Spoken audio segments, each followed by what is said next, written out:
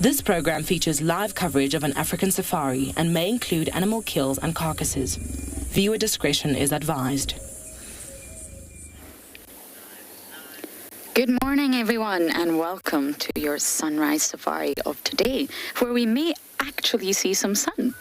There's a potential of blue skies and that ball of gas making an appearance, which is very, very exciting.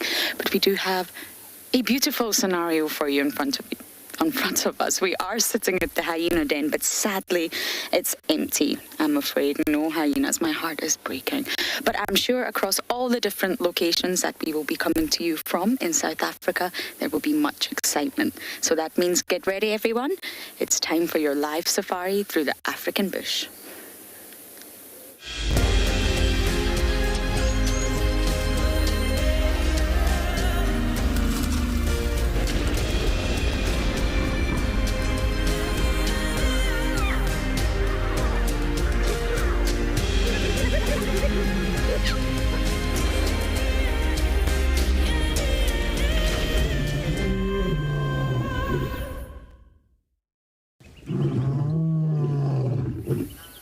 So welcome aboard. It's an absolute pleasure to have you all on the back of my safari vehicle and, of course, other safari vehicles today as well. And it's not raining. I am overjoyed that it's not raining, but I hope I don't speak too soon. Because the clouds over there are looking slightly dark and grey. My name is Lauren. I do have Mpo on camera today. And as I already mentioned, I'm devastated. The hyena den is not active. But as many of you are aware, because you're here, there has been a time change. So we've started a little bit later. It's 6:30 here in South Africa. And I think that's just a little bit too late for the hyenas, to be honest. Although it's cold, on colder days you do have promise of the hyena den being active. But sadly today that is not the case. So we are going to bumble and check on Kuchava again and see if that beautiful leopardess and her son are still on the kill on Gowrie Main. So of course, before I forget, this is your live safari. Please do talk to us. Send in all your wonderful questions and your even more wonderful comments. And how do you do that? Well, there's multiple options. You can use the hashtag Wild Earth on Twitter if you like to tweet. I don't know why I said it like that. I do not tweet. I do not know how it is to tweet. However, you can. Or you can use the @FC, which stands for @FinalControl, on the YouTube chat.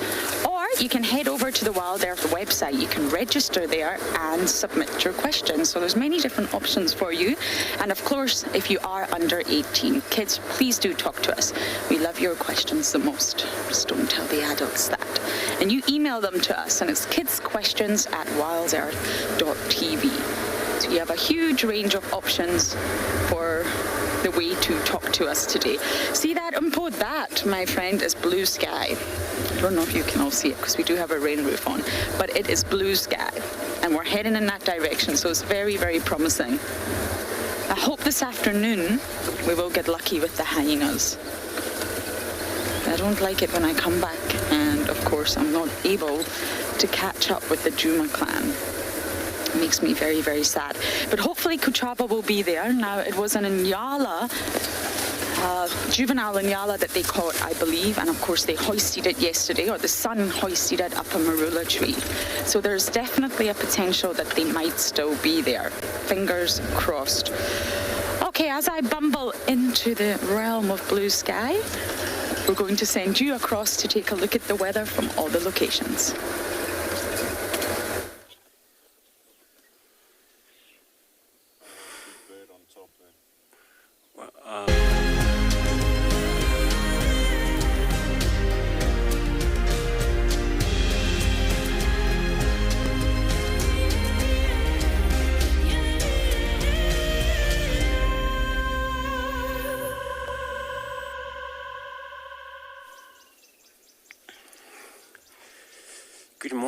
Good morning everybody. Welcome to Juma Private Game Reserve this morning. Sitting here at the Gowrie Dam and looking at Inyala. It's feeding about, and looks like it's only one male, usually where they separate from the females, all get around as a bunch of group of male together. Hi, my name's Andrew. I have Dav on camera this morning, so we decide to come right in this position. Also was a baboon calling about in this area, so we decided to come and check what could be about, what would be their calling like that, because sometimes they do warn if there's a danger around them, but they're all just now quiet again.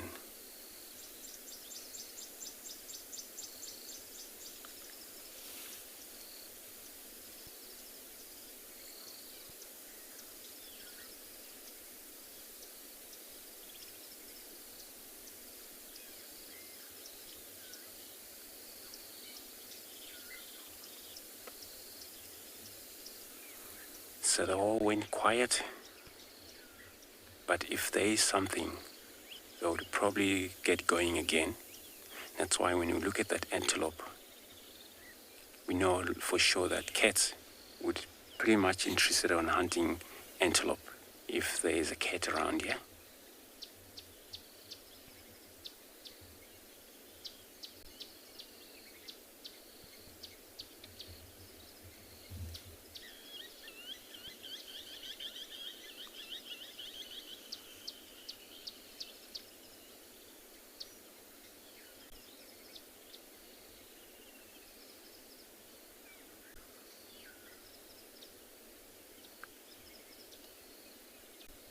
But also it's been a long night. Where was a male lion that was rolling last night, and we just saw the tracks around quarantine, so it looks like he was moving to the north,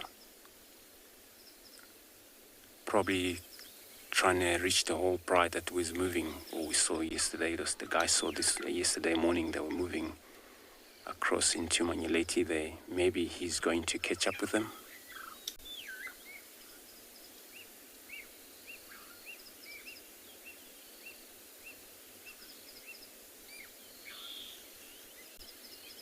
So we're gonna go follow up on that track, see if we get lucky.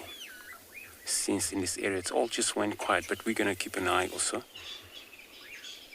if there's something that we just miss or baboon couldn't see it clearly as we drive off.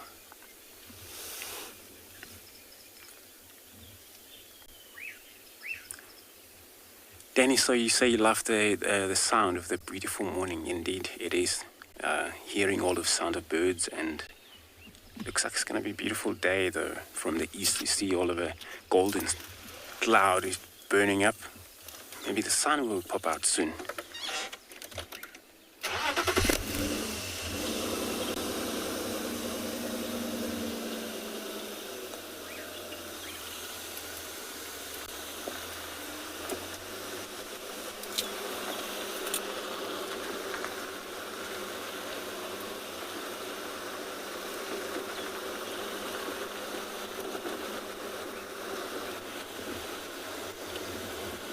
And there is a lot of birds that was calling about, so sometimes there is it's a little bit of when it's about to be hot or sun come out, a lot of birds will be singing about, and then eventually when the rain stop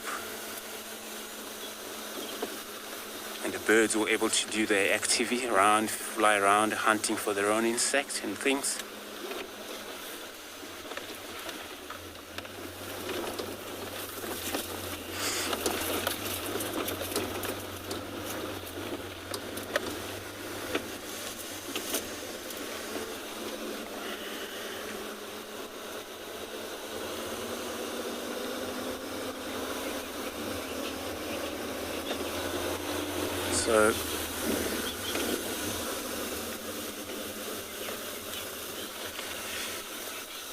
So he's asking which birds that you always hear in the morning. So crested francolins, most of the francolins as well, they do communicate first things in the morning. They make a call, and since they sleep different places, for them to be able to communicate whether everybody's still alright, everybody awake, and you all hear them calling first thing in the morning. Southern ground hornbill, if they're around, also they're more likely to call and in the morning as well.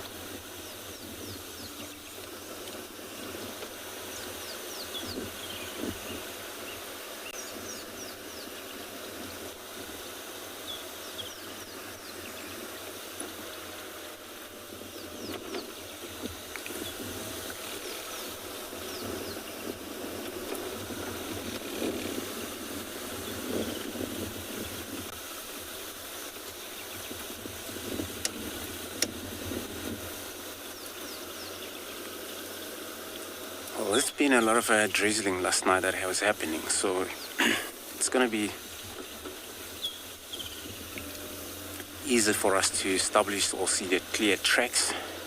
So while we're checking those roads, let me send you over across to Lauren to say hi or to give us an update.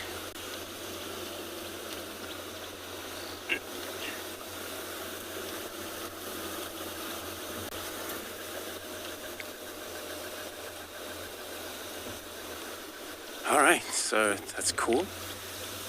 Well, it's easily to see the tracks, as I was saying, because of the rain that we had or drizzling that was happening last night. So if it's ever tracks that I moved not long ago, you're able to see it clearly, that animal, and then you sure, or very much sure that animal didn't move far, or it's got to be around because the track's all fresh.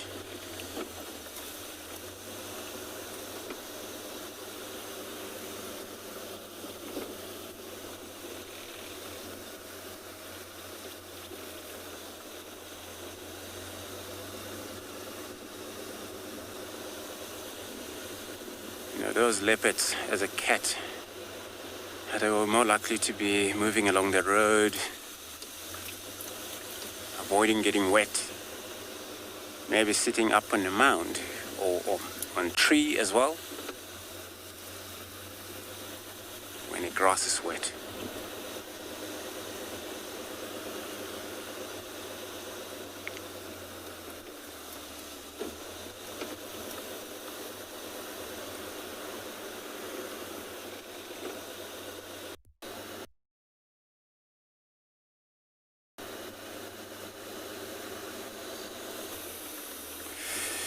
So let's continue again. I'm going to be sending you across to Lauren.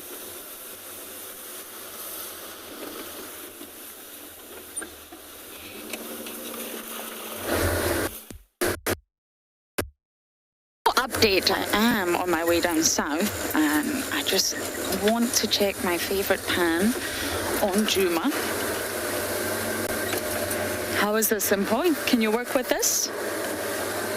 It's very quiet, I must say, compared to what it normally sounds like.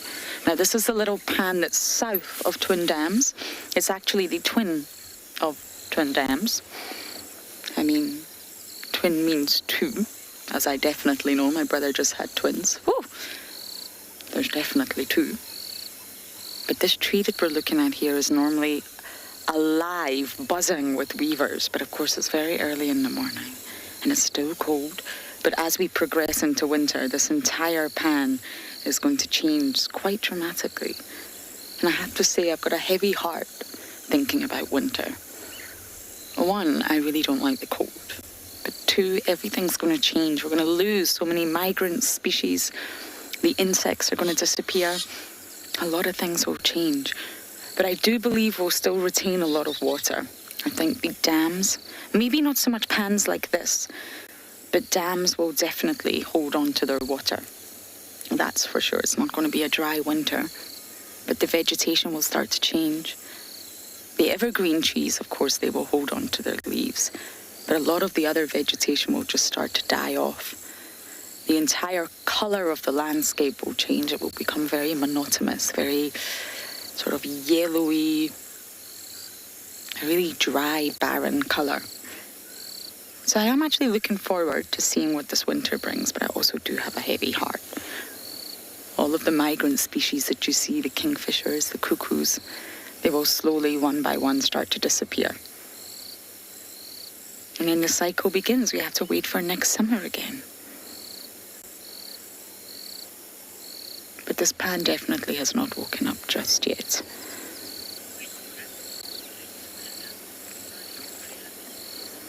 Okay, so we're still going to head to the site of Kuchava. Hopefully she's there, but we're going to send you guys across to Basani to say good morning.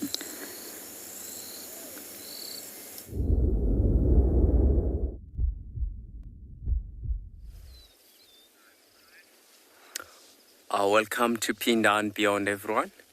We have found just some zebras and vorobees at the background, and there's some impalas, and there were some warthogs here earlier on. But have a look where these zebras are. Hello, everyone. My name is Busane, and behind the camera we've got Craig, and these zebras, they're in a long grass, which is they will be quite vulnerable to lions. So this morning the plans is to find the pride of lion around this area. But with them, the reason why they all like together today, it's like safety in numbers with vorobees, warthogs, and some impalas. So, wow. In some places, you can't even see the whole body of an animal. You can just see those vorobees, only the half of their body. So probably they just waken up not too long ago, and now they're busy grazing along. And really, it's a nice morning. Oh, it's a very beautiful morning today. And it seems like it's going to be a nice hot day as well. So we're going to have to try to cover some ground before the sun starts to get really hot. Because in the hot part of the day, the predators, like lions, they will go into the nice shady spot. And as you can see how tall is the grass around here, if they do decide to go into the nice shady spot, it will be very tough for us to find them.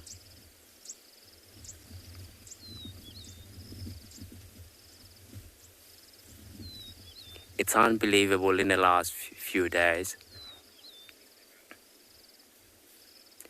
And Nunu, the zebras are very fast.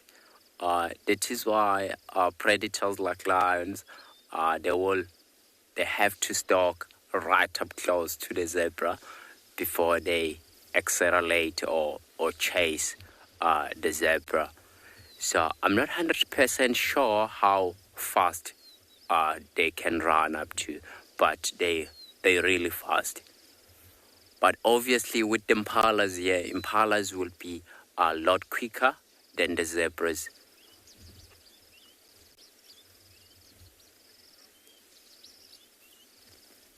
Wow, it's a very nice area. I was going to say that in the last few weeks, the grass level in this area, it was a lot shorter than what it is now. And because of the amount of rain that we had like in a few weeks ago, and the grass level does grow very quickly in this area because of the type of soil that we find here, which is known as a black cotton soil.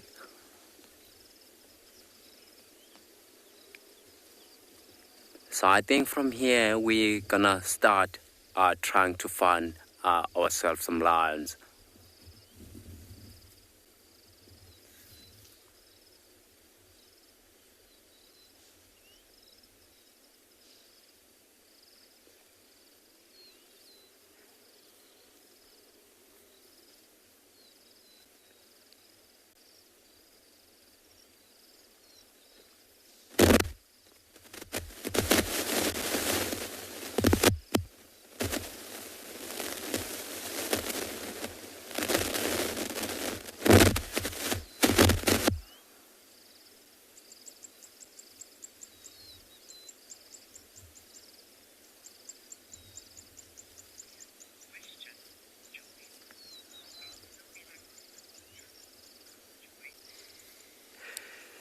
Yeah, Joy. The grass in winter, it will be almost the same as what it is right now, unless if we do like late in summertime, the grass level will then start to get a little bit shorter. So in this area, normally the grass level in winter time it will stay exactly the same. As you can see how tall it is right now. So, but in some other areas, because in other areas there's lots of termites that feed on the grass, does cut the grass a lot shorter, so it does open it up a little bit. So normally in this area, it will stay exactly the same. That is why I think it's also because there's not a lot of animals that graze the area. So we do try to control the capacity of the animals in the game reserve. So we'll know exactly the number. We'll keep the number in the right place. Because what happens is that if we don't control that number, so the animals do tend to overgraze the particular area, which is the bad thing, because you may run out of grass, then you have to step in about moving the animals to the different areas. But here, because we're quite a big game reserve as well, and the animals, they're not squashed. I think these wildebeest and zebras and impalas here, they're gonna be here for quite some time. As soon as the sun does get a little bit hotter, they're not too far away from the nearest water hole, so they might go there and have a morning drink of water. I think while they're busy enjoying the grass, we're gonna leave them and carry on with our Lionfish.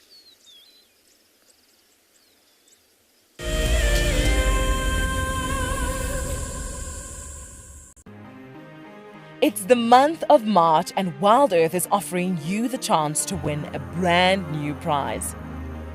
Sign up to be a Wild Earth Explorer and you could win a 5-day eco-training ranger experience for 2. Eco-training is the pioneer and leader in safari guide and wildlife training in Africa.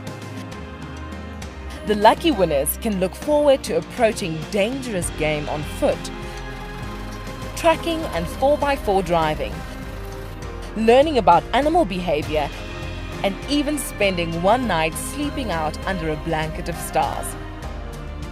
In addition, you will also get the exclusive opportunity to join the Wild Earth team on the broadcasting vehicle. Sign up to be an explorer now, and it could be you that wins this life-changing experience. Terms and conditions apply.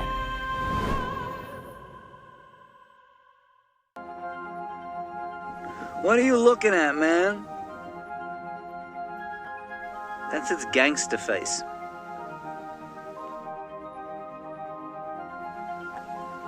It has the manners of a common variety vagabond. Look at it, chewing with its mouth open like that.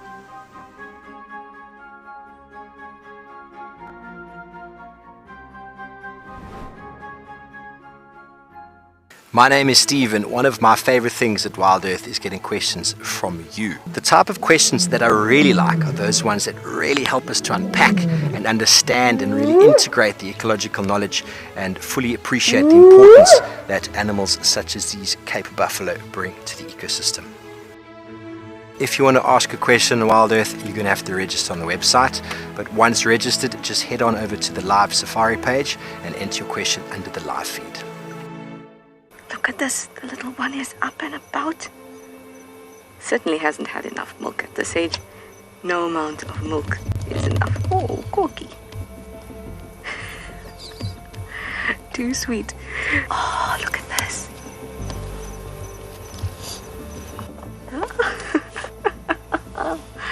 That is stunning. Tune into Wild Earth every single day. It's in your nature.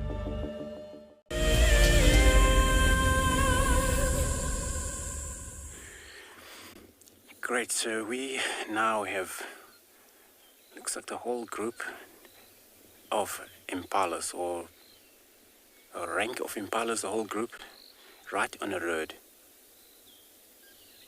There's been quite a lot of birds about come out because the rain slightly stopped.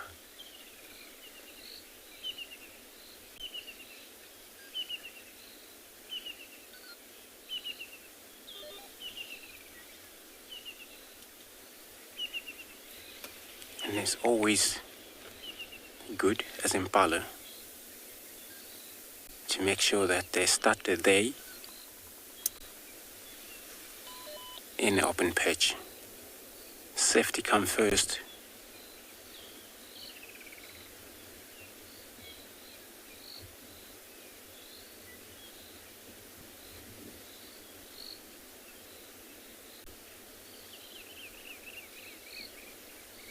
And they don't look frightened at all, so they're all good, chill around.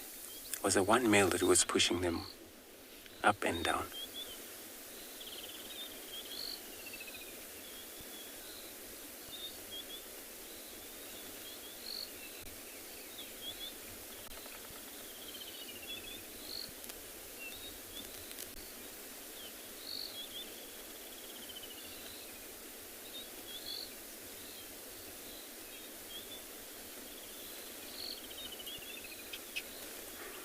So we're going to go closer look at them.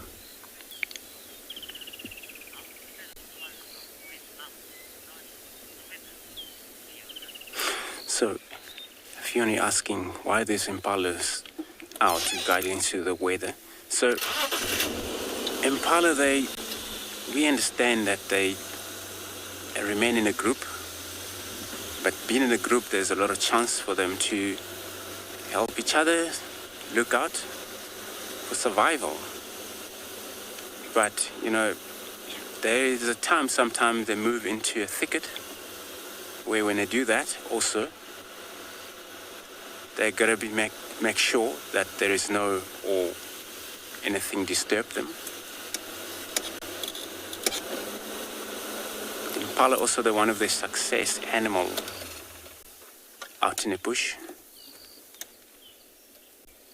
building group up, applied a lot of a chance of survive.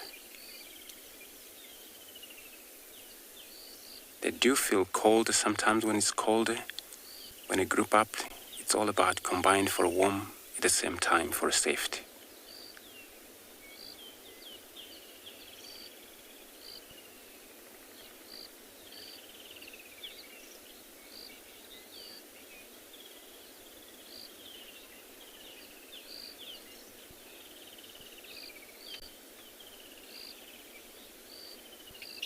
But it's getting slightly clear up.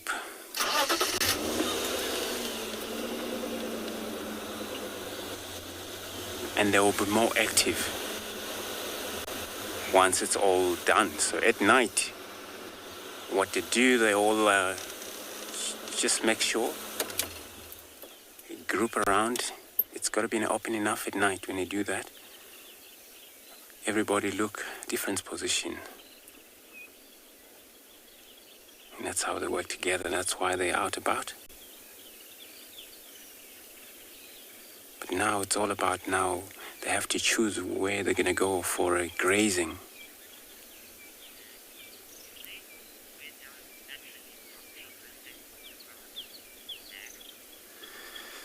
So, sorry, can you repeat that question again?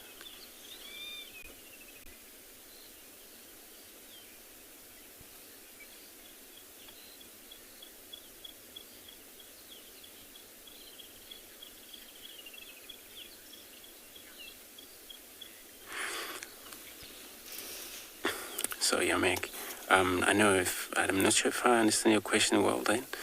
So were you asking if they do move pretty much low into the ground naturally? Oh, they hoof naturally into the ground. So they do. They actually well build up beautifully with these. If you look at their hoof, now they're in a thicket. But they they have this kind of like unique patch, which is chuffed black, which is called multitazzled. They all play beautiful characters of all of them. But sometimes it also could that attract them. If it's any danger around here, they're actually easy to be tracked, because that tooth, it's actually rich in kind of secretion of oil.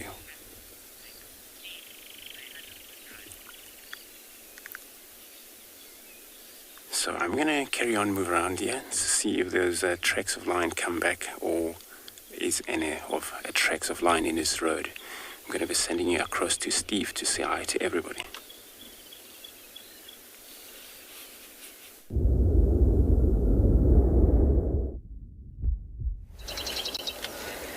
Good morning, and welcome to the dawn here on Eco Training Pridelands.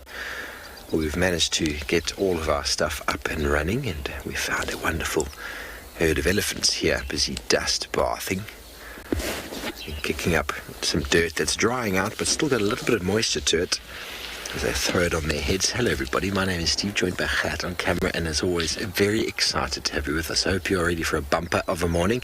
Our plans were to head over towards that lioness and see if we can find her and her cubs again, but we weren't able to get connected until now, so now we find ourselves right down on the other side of Pridelands at some of the highest points. So for now, I'm just going to allow you to just enjoy this sort of quietish sort of scene here with this herd of elephants.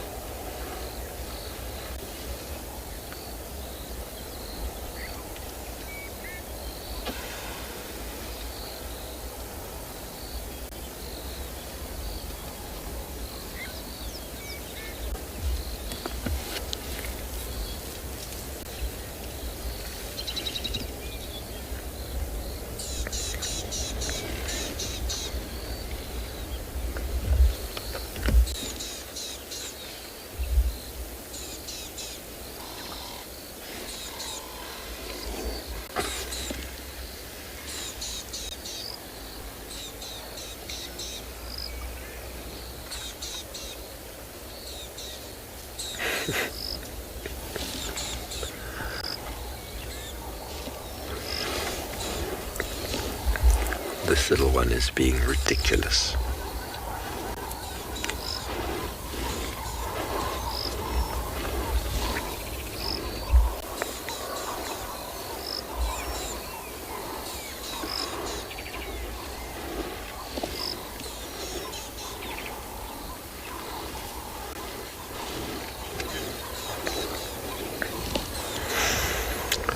Yes, Linda, we all love to see elephants, don't we?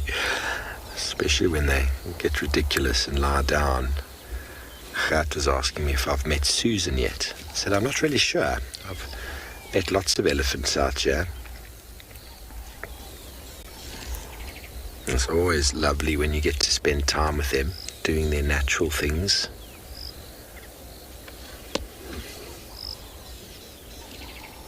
Youngsters learning how do you pick up dirt. The one on the left has decided this is way too boring for the morning. I'm just going to lie down.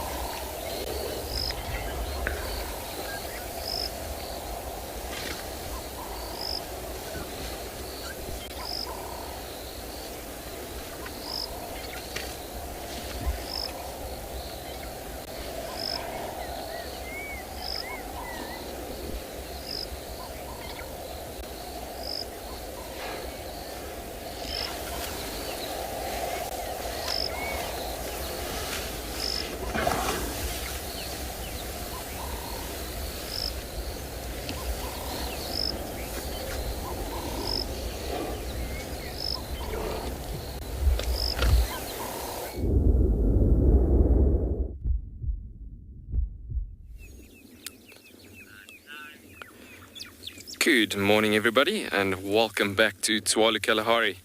Look at this fantastic find that we are spending time right now with. That is just so gorgeous. Look at that on a morning rise as we're literally having all of these little guys popping out. As I said to you last night on drive, as we found that wild colony of meerkats, this was our plan for the morning. And look at that, the Khosa group of meerkats, as we've just found them been coming up. So, I am Johan. I am your guide for this morning again in the Kalahari. And behind the camera is me. And we're going to be some beautiful time with these meerkats this morning, as we are going to be going out with them. And so I just want to clear the way a bit, as we're going to stand off the edge of the side of them here, and we're going to look at them as we stay out and about here. So slowly but surely, there's some of them that's been coming out and about, starting to just scout out and about for safety purposes and so on. So literally just scouting and seeing if any jack that be causing a potential threat to them. There's one that's coming up to the sunny position there at the moment, and just up to that spot where he's potentially going to come and shine or catch a bit of sunlight to warm up a bit in the sun as well. But nice to see this group of meerkats than the other group of the Rockstar group that you've been looking at over a long period of time.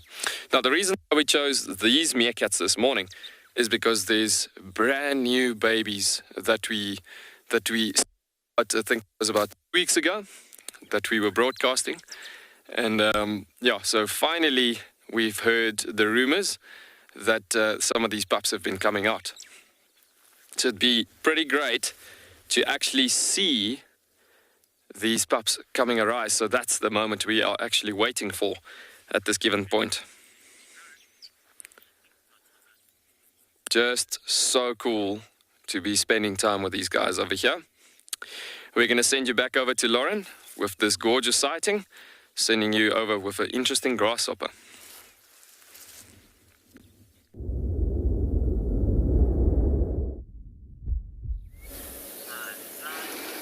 Very interesting, in the form of the elegant grasshopper. One of the larger ones we get out here. And for some reason, they always let me pick them up. Maybe they think I'm one of them.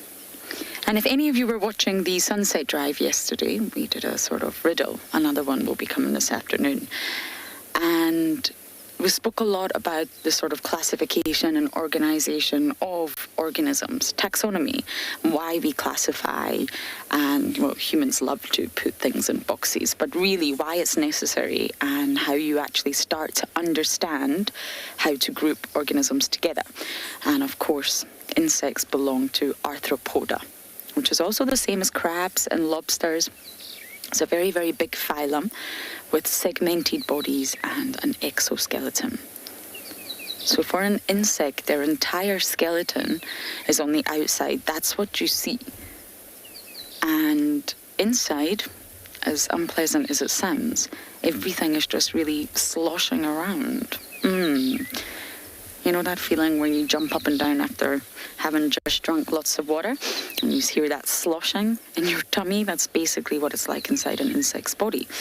And they don't have lungs like we do. They do not breathe through their mouth. They breathe through the tracheal system. So they have lots of little holes running down the side of their body, and that draws in oxygen, gas exchange through diffusion from an area of high concentration to an area of low concentration. And that's how they get oxygen into their body. So it's almost like lots of little straws running all the way down the sides of their body where they pull in oxygen. So therefore, their entire organ structure inside is different. And they don't have a blood circulation system, because they don't need that. If you think about it, we inhale oxygen and it goes into our bloodstream and it's pumped all around the body, delivering blood to all the different parts of our body. Now, because they don't breathe the same way that we do, they don't need to do that. But they do have a blood of sorts, and it's called hemolymph, and it's yellow because it doesn't contain iron. our sort of hemoglobin binds to iron, and our blood, as we know, is very, very red. That's not the case for insects. So that's why when you squash them or they end up on your windscreen, it doesn't look like a murder scene.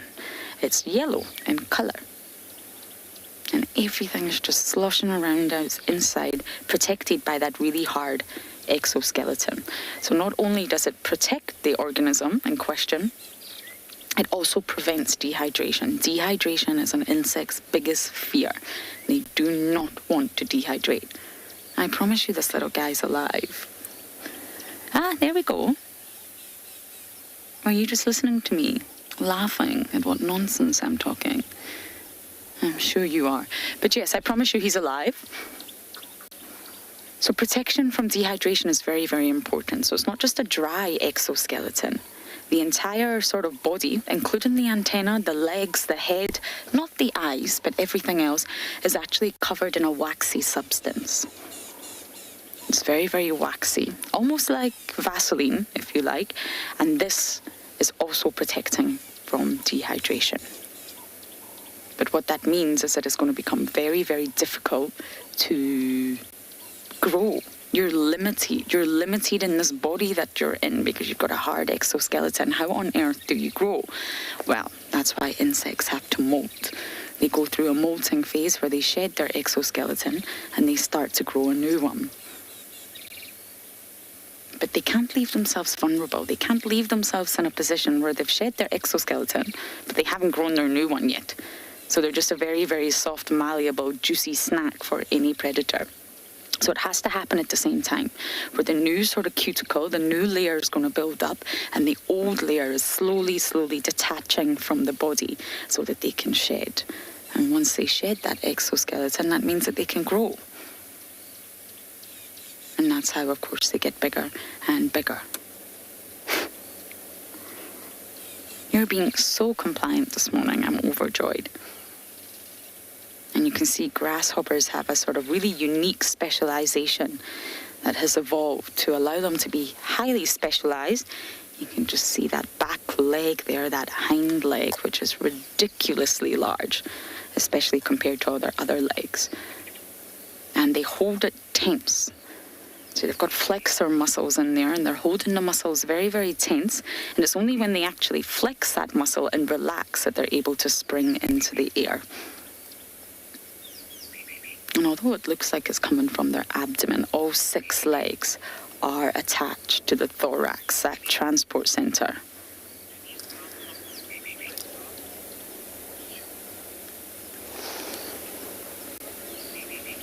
Elton, one more time with that question, sorry.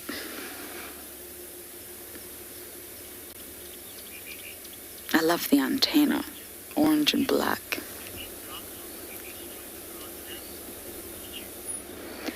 Duke, you're asking, do these grasshoppers... Okay, we've got a little bit of a traffic jam here. I'm going to have to move. I'm getting stared at from behind. Bear with me. Let's try and see if we can move with our grasshopper. No, these grasshoppers do not. But, of course, they're...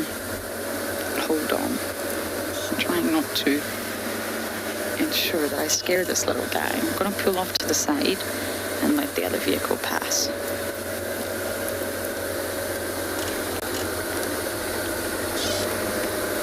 There we go, you stayed with us. I went on a little journey with us. I've got my binos there just to hold this in place. And morning. And no, these grasshoppers do not, but they're in East Africa, especially when I was in Ethiopia, they had huge problems with really, really large aggregations of locusts, swarming locusts, and they were causing huge problems to the farmlands and the grasslands, and it was affecting a lot of people's livelihoods, but not these grasshoppers in particular. And when I was in Ethiopia, we actually witnessed this. It almost looked like we were up the Bali Mountains looking for the Ethiopian wolf, and it almost looked like really, really large snowflakes were just falling everywhere. And it was, in fact, these locusts swarming in such great numbers that they were destroying crops completely. And it was a huge problem in East Africa for quite some time. But it's not you guys, is it, Mr. Elegant? named after the gorgeous coloration. But of course, that's only to our human perspective that he's gorgeous. To a predator, that is not gorgeous, I can assure you. That is a warning. If you're a bird or a reptile or an amphibian, that is a big, massive warning sign saying, do not eat me. I am not palatable. I'm gorgeous, but not palatable. So I'm going to put this little grasshopper back, and for now, we're going to send you guys down to Tswalu.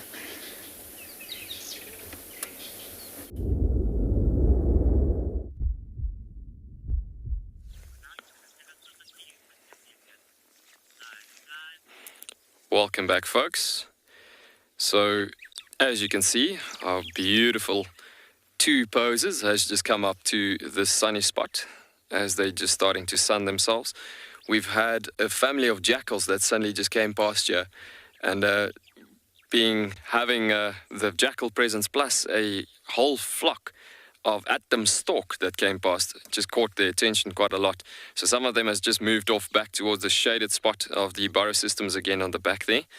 But yeah, looking at these guys, this is typically what would be happening first thing in the morning, where they will sun themselves, as you've seen it on previous broadcasts and so. But yeah, that beautiful darker bellies being faced towards the sun, just warming themselves up and getting them ready and started for the day. It's like the solar panel that starts up the engine for the early morning as they start scouting. And we're still awaiting on those little pups to come out and about. There's one more popping out of the burrow system now. A bit of nest maintenance happening there. As you know, they do all of their pooping and everything happens down in the burrow system at night. So it's just obviously just to avoid ectoparasites, as that one was just popping out of the edge of the burrow there, starting to clean and do a bit of house maintenance, sweeping the floors a bit of the house and everything like that. But yeah, stunning to start the morning with these tiny little characters just scouting over the area and figuring out what to do, what's next, what is safe.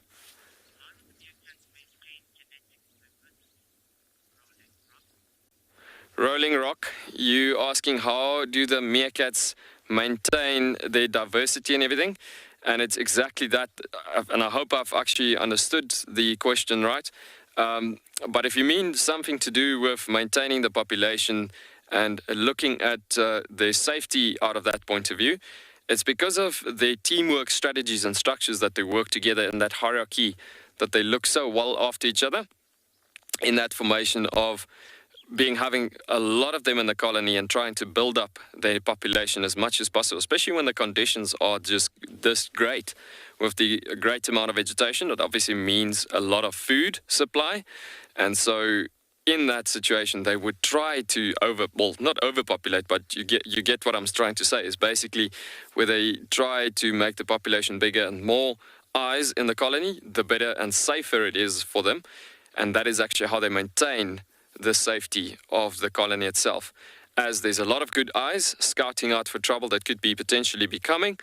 And in that conditions, it's fantastic actually scouting over the area and looking after each other. And I want to say like having each other's backs, because in this family unity, it's an extremely strong family structure. And yes, the biggest I've seen this particular colony getting up to numbers was about 25 in total right in the beginning. But obviously, as we've gone through 2 consecutive droughts in the last 5 to 6 years, it's been in that situation where we've had quite a bit of losses and drops in numbers. And speaking of which, there was just to the end of last year's winter, as you've seen that fantastic honey badger that Dylan had on the screen a couple of months ago, well, just as I said, around about September, October, that honey badger was raving on this colony at that time.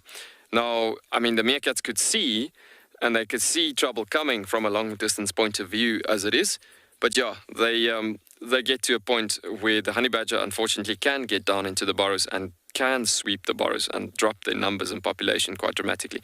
So yes, they have taken a bit of an impact from honey badgers in this area, but as you can see, the population has just fantastically inclined again, as we're looking at the amount that is inclined to 9 of them in total with the pups. Well, it's actually with the pups extra added into being 9 in total now. So yeah, incredible thinking about how they just combined up together as just inclining from, yes, at one stage there was about only 3 of them left in this colony, and suddenly it's just worked up again. So when you have these conditions in this great shape and situation, it is actually where you could have this alpha female, like, again, I'm using the word overpopulating. Just look at that quickly. Atom store coming over, as eagles and hawks and things like that is constantly problems for them flying through the area, as they could hunt on them. Obviously the atom stork is not going to hunt on them, but it's in a situation where they just, as it's a big bird flying past, just constantly concentrating at the condition situation, making sure that it's not an eagle or a hawk coming past to hunt on them. But yeah, very cool.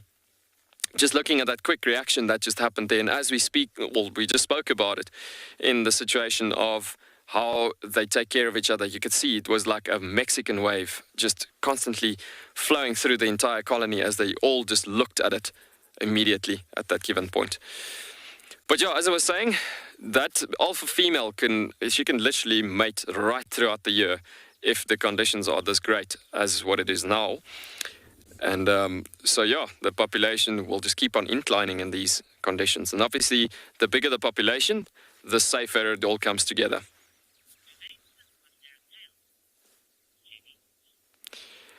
My apologies for not hearing the name of the person asking the question there. But yeah, the question was actually, do they sit on their tail? Yes, they actually make use of it as a tripod.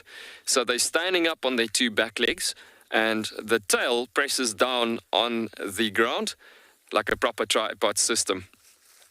And being part of the mongoose family, they can, well, if you look at mongoose, they do exactly the same thing, as they press that, like I want to say, half of the tail flat down on the surface, and then it comes down to where they stand up straight, keeping the balance in a great condition and shape in that formation. But yeah, that's actually what helps them out quite a lot, being able to scout out over the area from a safe point of view. As you can see, look at that one on the left-hand side, just tippy-toe trying to figure out animals coming over from the backside here, as he's scouting back into the direction where those jackals were earlier on moving through. And as he looked back in that direction, meerkats, their sense of smell is great. So the thing is that they could have just possibly picked up on the scent of that family of jackals that might have moved through in the northern section. But yeah, truly fantastic to start the morning with these gorgeous little guys.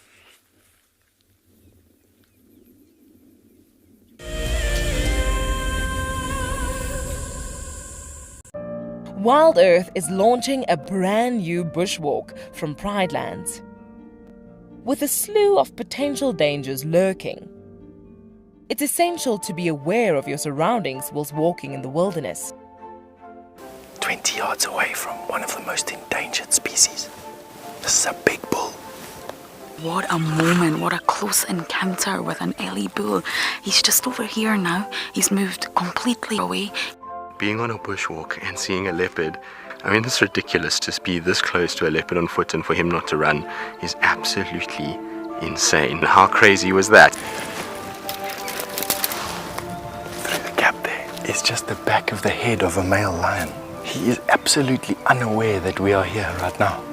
I tell you, seeing lions on foot, it definitely brings out the caveman in you, this little scared human being.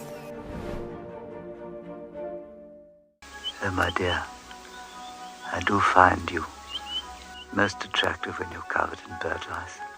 Oh, Charles, I love it when you peck at my head and clean the bird lice off me.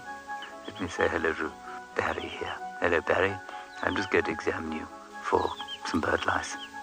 Charles, I don't know if I'm comfortable with that. Oh, all right. I shall look for bird lice myself then. Hi everyone, my name's Daniel Fisher and I'm going to be your guide this afternoon. I'm looking really forward to taking you through and showing you all the beautiful places here at and beyond Ngala. If you have any questions, please register on our website. Once registered, go to the live page feed and post your questions underneath the live feed. Join me on my next safari through and beyond Ngala on Wild Earth. Send me live questions through the Wild Earth website and I'll answer them live from the African bush. The croc is still holding another one there. It's holding from the hindquarters. I would really want. The wildebeest cross is trying. The croc is holding the tail. It's holding tight. Oh no. Goodness me. Lucky, lucky wildebeest. You have another day to live. Expect the unexpected here on Wild Earth daily.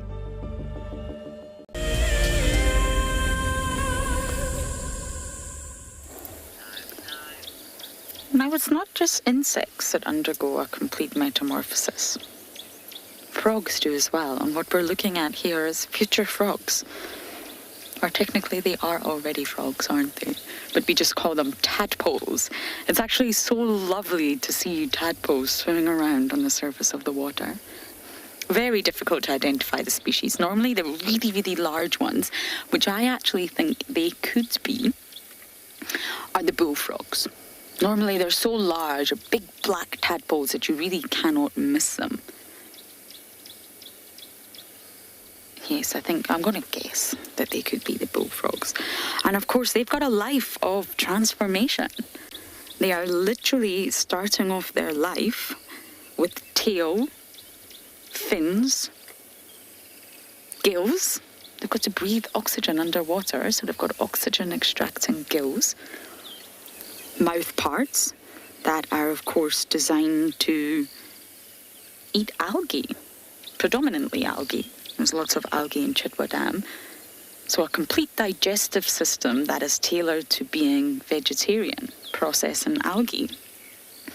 And then they're going to undergo a huge change. And this is actually driven by hormones when it comes to frogs. And these hormones are from the thyroid gland. We also have a thyroid gland, and the pituitary gland. And once these hormonal changes take place, then everything starts to change. So a full skeleton with the vertebrae for a frog is going to start to develop. A full skeleton, can you believe that? Bone is going to start to develop within the tadpole. Special muscles. Got to remember, frogs have also got those specialized hind legs, just like grasshoppers have, to spring into the air. Lots of different muscles. A tongue. Yes, frogs have that very specialized sticky tongue. Eyelids. Skin, proper skin that the amphibians have that allow for gas exchange. It's very porous. And of course, they become carnivores. So they need a digestive tract that's going to be able to handle processing other organisms. So it's a huge transformation. It's not small by any way, shape or form.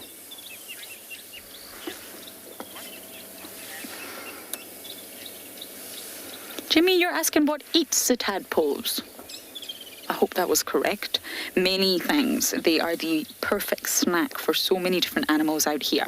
So fish, some carnivorous fish, which we have lots of in Tswalu Dam, like your catfish, they will snack on tadpoles. Then you'll get the birds.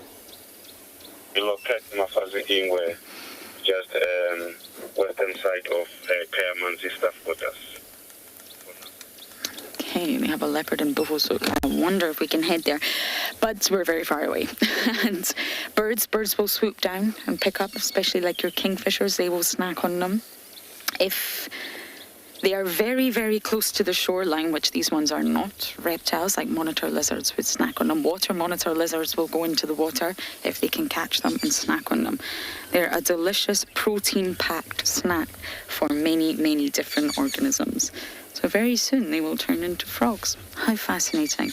So I'm going to get on this radio and find out about this leopard. And for now, we're going to send you guys down to Tswalu.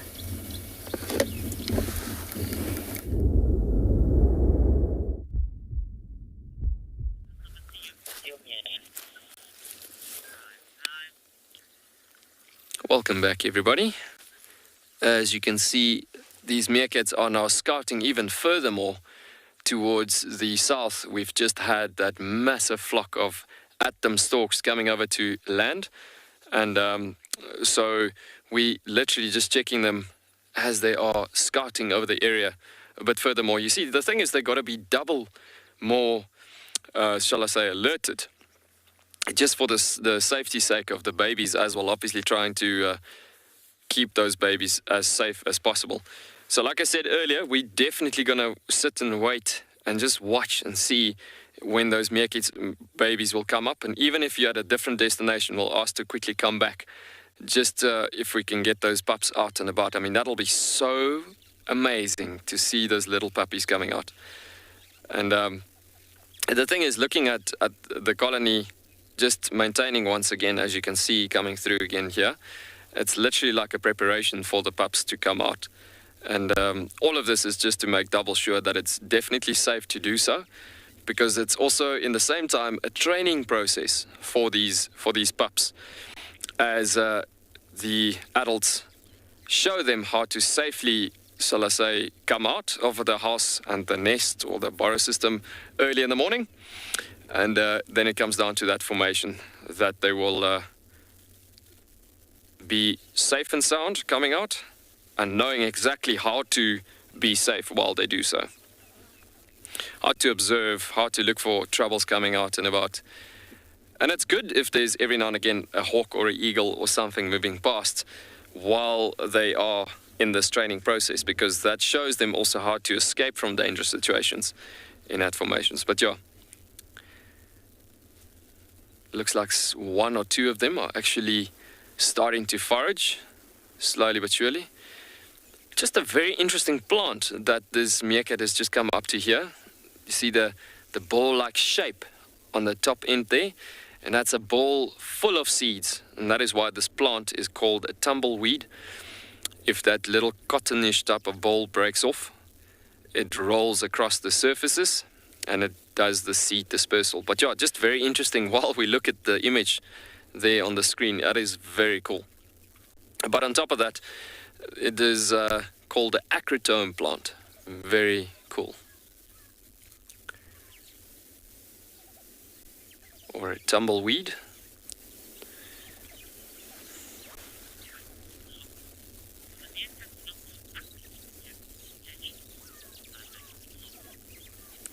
Climate at home, you asking if the meerkats are not too quick for jackals to catch. The thing is, meerkats, majority of the time, yes, because there's a lot of them with fantastic good eyesight, they manage to escape well in advance most of the time. But you do get to that situation, like let's say before anybody woken up early in the morning, you could get a jackal sensing the fresh or scent of the meerkats that went down there at that burrow systems at night. And then he could sit on the edge of the bush, and as the first one could come up, he could actually grab that one, as he did not know that there was somebody outside the burrows awaiting upon them. So yes, they can get caught up at some given points, but it doesn't happen a lot. But jackals, being the terrestrial trouble most of the time, or shall I say threat for meerkats, that is most of the time one of the biggest problems. Veronique, our main meerkat habituator, has had a very interesting sighting the one day, actually with this particular group that we're looking at now, where she sat outside the burrow system and waiting for them to come up early in the morning, and she was actually scouting over the area as well, looking at the surroundings, just as we as people that loves the bush do every morning, looking at a new life that could have come across the landscape. But anyways, as she was looking at these meerkats, she was sitting there for well over a half an hour at that particular burrow system, and the next moment the first meerkat popped out, and she was obviously sitting there for a long time. The next moment there was an African wildcat just jumping out of the bush, grabbed that first meerkat, like right there, from all that time that she was sitting waiting there. Actually, she had that African wildcat just grabbing the meerkat right in front of her and just ran off with the meerkat. And that was obviously a big shock to the group. But yeah, it's not just jackals from that point of view that could cause trouble, but also cats like your African wildcats or the caracal even. But yeah, once incidents and situations like that has happened. I mean, she couldn't believe what have just happened right in front of her. And how long have that African wildcat been sitting in that bush close to the Boris system without her even being able to notice it, because it was just camouflaged so well in the bush. And it just happened right in front of her. I mean, it's a once-in-a-lifetime opportunity to see something like that happening. But yeah, it was quite a shock for the family at that given point. Pups are coming out to the central section on the left-hand side of the plant. I just saw 2-3 little heads popping out there, guys. Can you believe it? There is the Hossa group, little pups coming about right now. Slowly but surely, you'll see them coming arise through the little plants. Slowly but surely, I'm seeing little heads popping out there.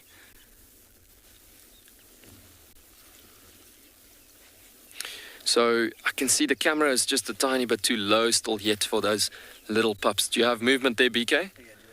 All right. So we'll see slowly but surely, as you can see, their little heads are going to come up.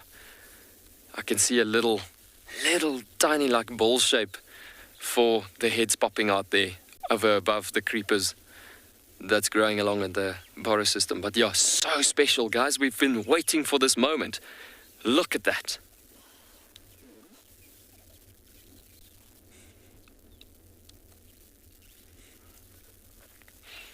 And that is just so amazing to see little teeny tiny babies of meerkats for the first rise coming out. And that's actually the first time I'm actually seeing these little pups. And that is why I'm so excited about this as well. It's really, really so cool. Look at that little head just looking about the entire surface in the area, trying to figure out what's happening. So yeah, that is so special.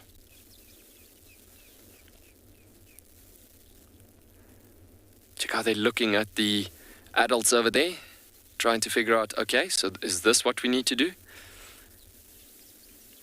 Is this what we need to do? This is how we need to stand up, right? Okay, so elders, how are you doing that? Hey, look at me, friends. I'm actually being able to stand upright.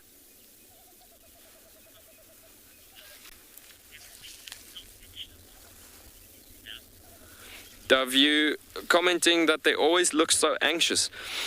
Definitely. The thing is, they when they come up for the first time, and I've seen it with many meerkat colonies, for the very first time that they come out, they're always quite afraid, thinking about the situation of, is it safe enough to do so? I mean, it's a brand new world opening up. It's nothing like they have seen before. So you're thinking about being born in a Boris system, in darkness down there. And they just go and feel and the ways of the presence of the rest of the meerkats at night when they are there. And when they're old enough, it's like how can I put it? It's like this blank, brand new page opening up, and everything's brand new. So everything, almost the slightest of movement of even just the least harmful bird landing in the tree, they don't know if they can trust it.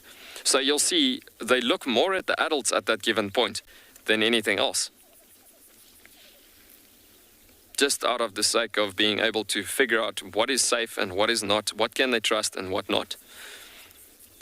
But just so special to see those little guys coming about.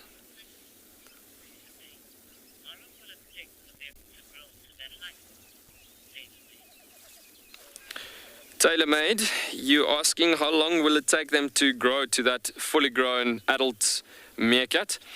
You know what? If it depends completely on how well the caretakers of the group is raising those pups. Because each and every meerkat pup gets their own caretaker.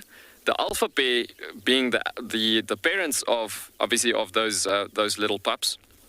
They're only there for leading the group, like the pack of African wild dogs, and leading the group to success. So it depends completely on the adults members within the group. Like you see there, he's already holding on to a relative that is standing upright as he's trying to figure out, okay, this is going to be my caretaker, and this is my caretaker.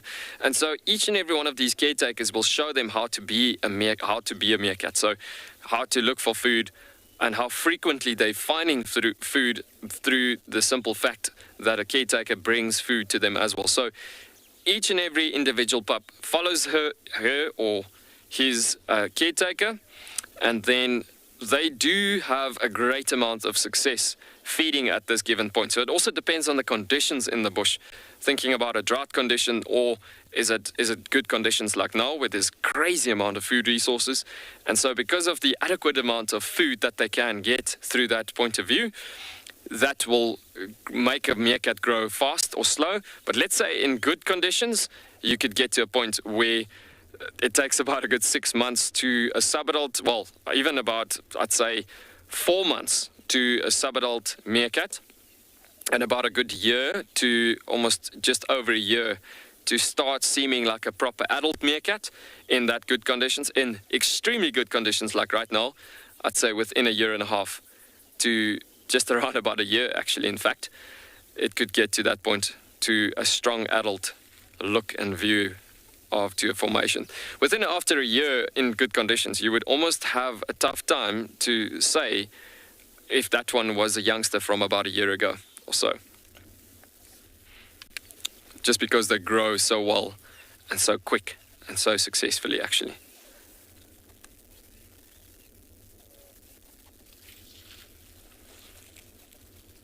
Guys, that is just so special. The moment that we've been waiting for, and there they are. Look at that comfort. So special seeing that caretaker holding on to the pups there. And watch this, they might actually follow those others out to the maintenance of the other burrow system that's gone out that way.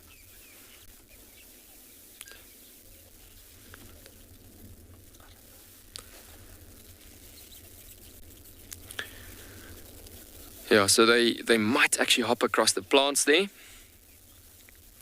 to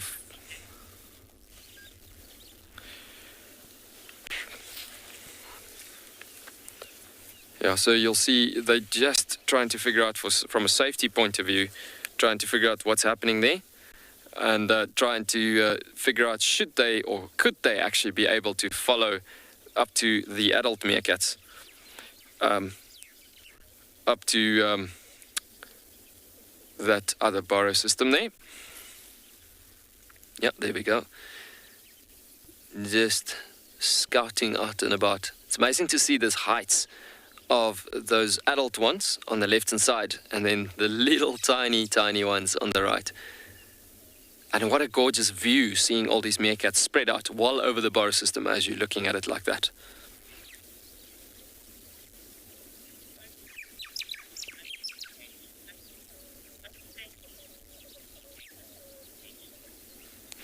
Haven, age 6, you asking what are they eating or what do they eat?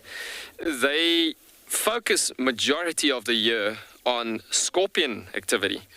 It's actually quite interesting thinking about it, that it's an animal that eats on quite a dangerous insect, and shall I say rather arachnid.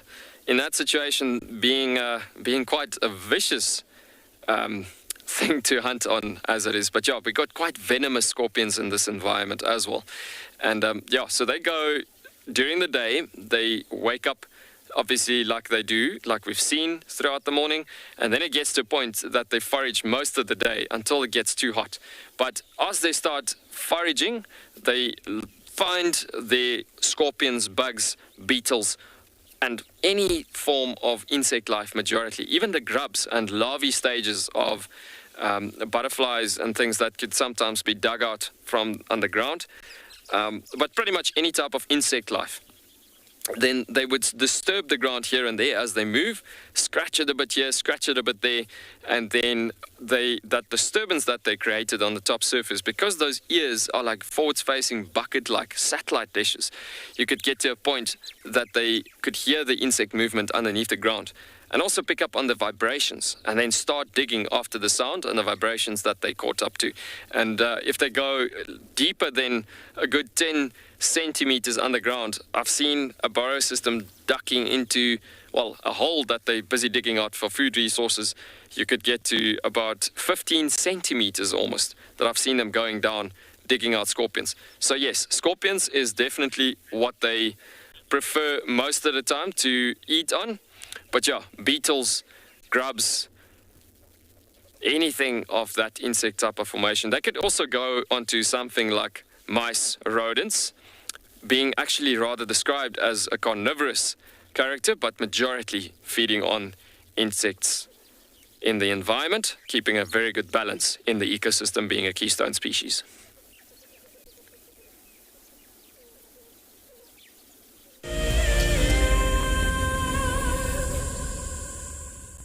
When on safari, there is nothing better than an evening spent under the stars chatting around a fire, with the sounds of the wild all around you. If you sign up to be a Wild Earth Explorer, you can build your own memories by joining our guides for regular fireside chats. Subscription payments can be made by PayPal, credit card, and now bank transfer. Wild Earth Explorers, it's in your nature. We stopped as the dusk was settling and there was a zebra mare underneath the bush. She was lying down. We didn't really know what was happening, and then we saw it. Everybody, there's a zebra giving birth there. There's a zebra giving birth. This is a zebra giving birth. Look at that. Look at that. Oh, you clever mare. Well done. It's born, everyone. It's born and it's alive and it looks fine. This was, of course, an unusual sighting. Normally, herbivores like impala and wildebeest and zebra will give birth during the middle of the day. This is when their predators like lions and hyenas are fast asleep. But as this little foal took its first steps, the dying embers of the day had just gone over the western horizon, and it was just the time that the hyenas and lions were starting to get active and go out foraging. This is why we didn't light up the sighting, of course. It may have compromised the zebra's eyes and at the same time attracted those hyenas and lions to the activity.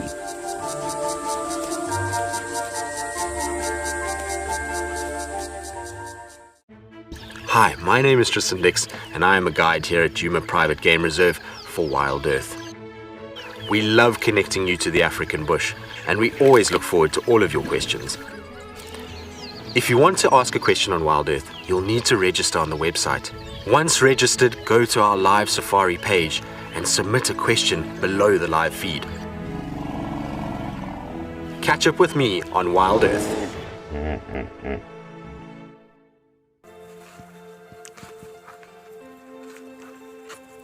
Hello, Mama.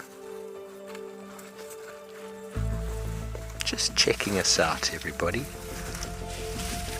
There's no aggression here. Very relaxed.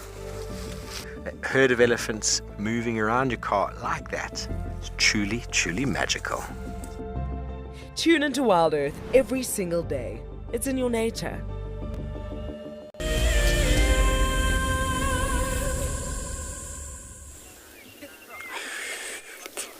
Wonderful. So we came this far north into Beversook and respond to Insele, the leopard, the female leopard.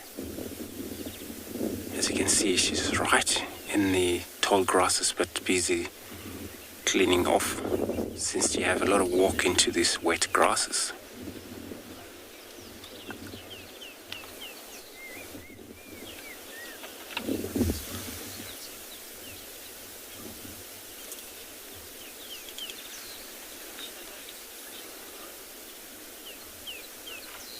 There's two vehicles here with us, as you can hear talking in the background.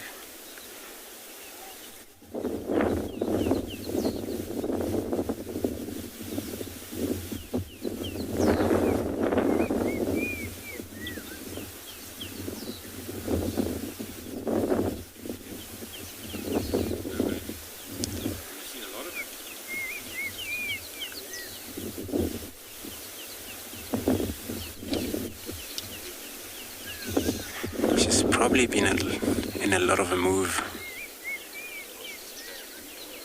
and the guys got her. She was still moving this morning, and it's so cool that they're able to keep this sighting. It's not easy when it's very wet, but we just she's just next to the road where we can see her clearly.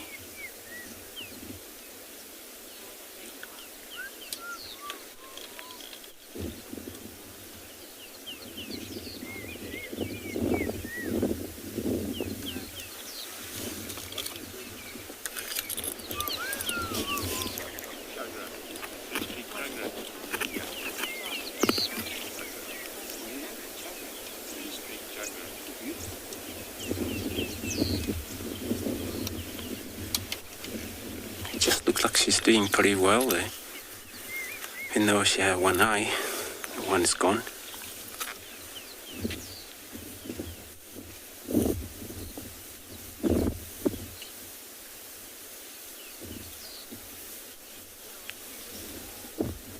Now off she goes.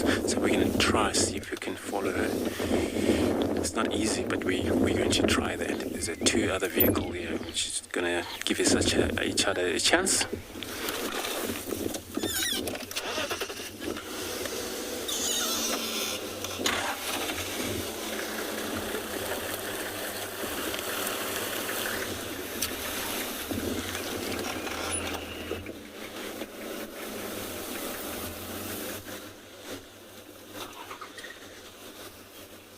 So I'm going to try stick with her. In the meantime, I will be sending you across to Tswalu.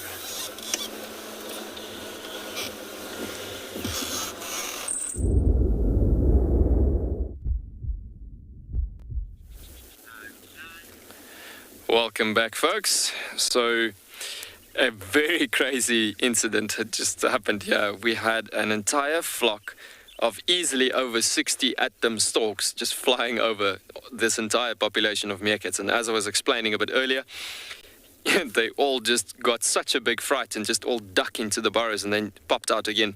As you can see, look at the majority of them actually looking across towards those storks, but they know those storks are not hunting on them. It's a bit of a pity that the bushes further to the southwest is a bit blocking the view of the atom storks, but we'll see if we can get a nice visual of them coming out. They're actually about 150 to 200 meters to the southwest of the meerkats now, but they flew right over us and it sounded like a windstorm coming over us. How awesome the sounds were actually when they came over us actually. But yeah, that entire sound, I think it was more the sound effect than anything else that scared the meerkats big time there. But yeah, so cool to have that interactions.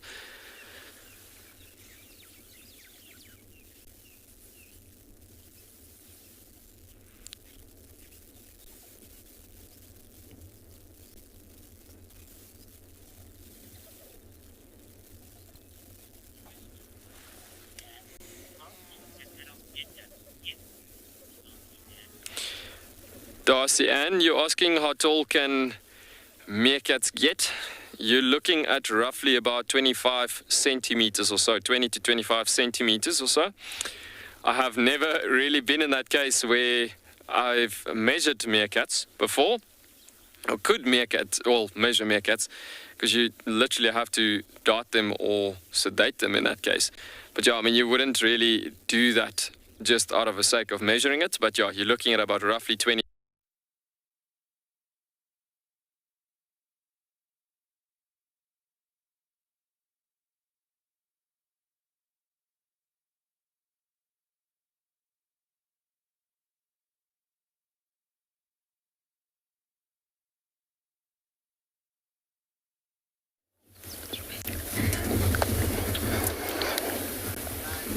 Sorry about that. I don't quite know what happened, but I'm more than sure Tswalu will be back. Pushing over change. Sorry, Game Drive video has a knack of always going off when I'm live. Now, we've came across one of my favourite birds, and I say this about every bird. Every bird's my favourite bird. It's very difficult to choose. How do you choose a favourite? Anyway, this is a bird that I like very much, and it is, of course, the brown-headed parrot. Terrible name, but we won't go into that. We shall just agree that it does have a brown head after all. Forget the marvellous green body. And they're always found in this tree. There's not just one. There's actually many of them, and they are said to be monogamous. So, of course, it's very common to find two of them together, the monogamous pair. But they're solitary nesters, so it doesn't mean they're colonial nesters. So although you see quite a few of them together socially, it doesn't mean that they're nesting together. Now, you will find the male and female together all year round, so it's quite a solid bond, solid pair bond. Now, whether extra copulatory pair bonds go on, I cannot say, but they are strictly monogamous to one another all year round. Now, they normally use sort of woodpecker holes, if you like, to nest, and I wonder if they're nesting here.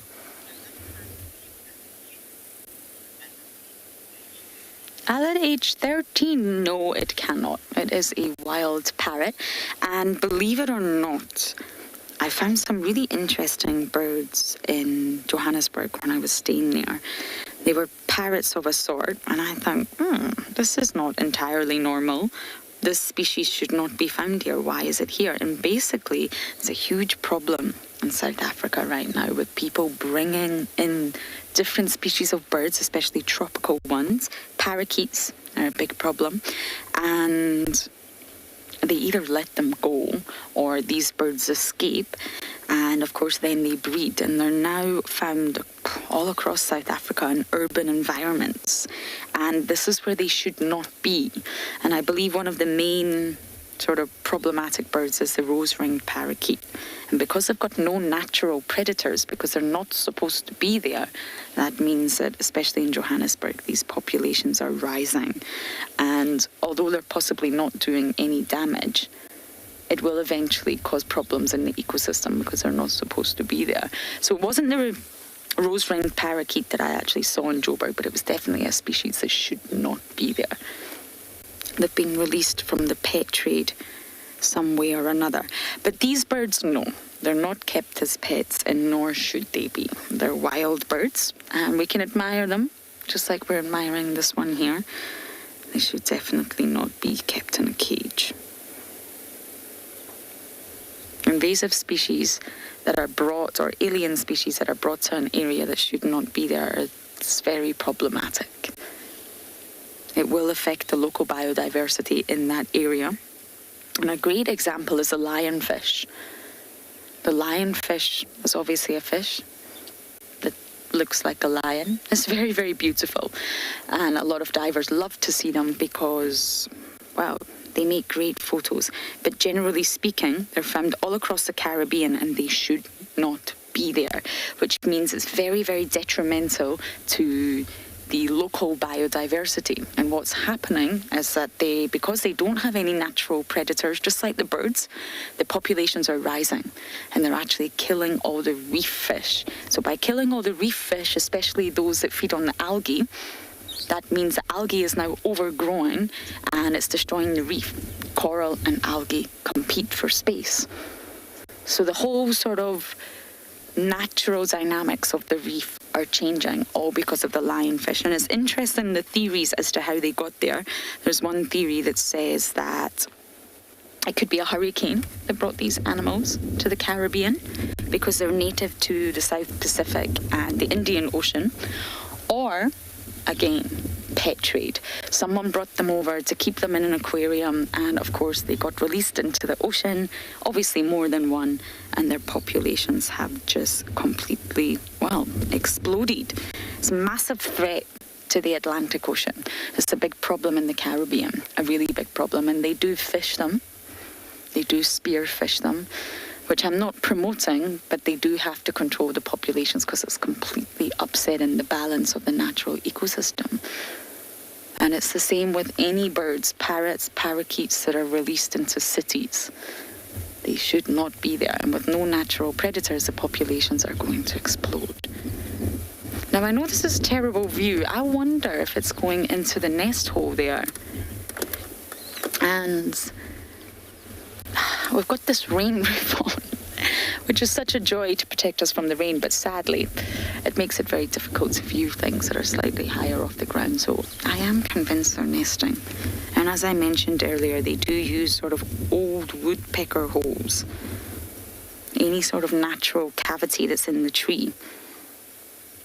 And they can actually gnaw on it with their beak to make it bigger. So if it's just a very small hole from a woodpecker, they are actually able to expand the size of the hole, and they'll reuse it year after year. Okay, I'm going to keep bumbling. The sun is out, so I am happy, but we are going to send you across to Andrew and Nsele.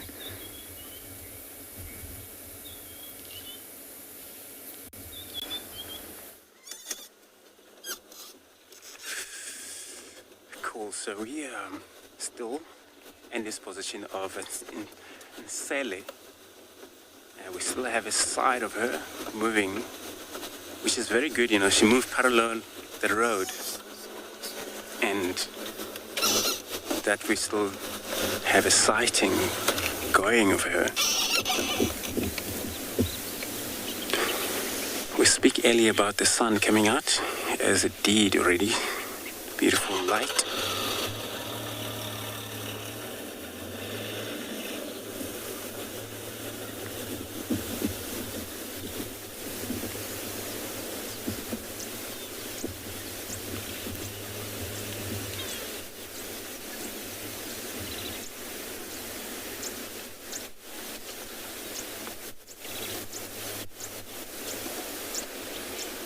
She's now doing a facial rubbing,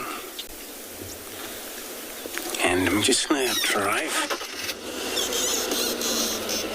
around so we get another look closer.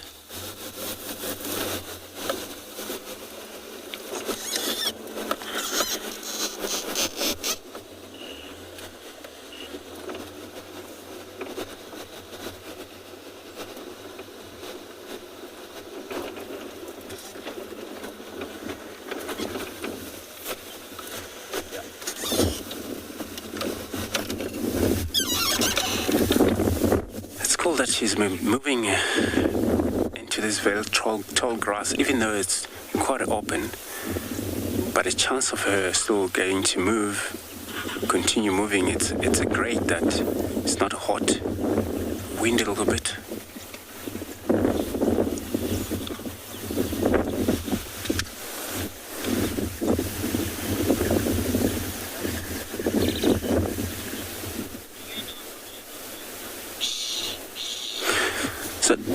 Are you asking if I know how she lost her eye? I'm not sure. It's probably happened far in the south, but I'm not sure how. Whether it was in a fight or what happened. But I'll find out from the guys when I got a chance. That it's good for me to know though.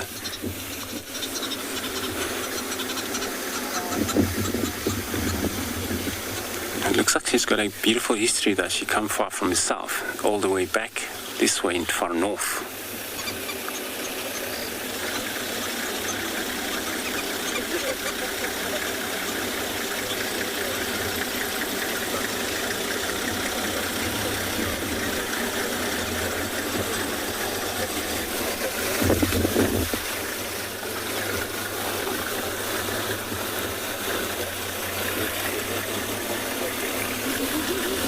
She's now in the tail up, so you could see the white. So it was a lot of birds calling in the background. A lot of time when they moved through that situations, had a lot of birds going crazy about her. She would rise the tail up.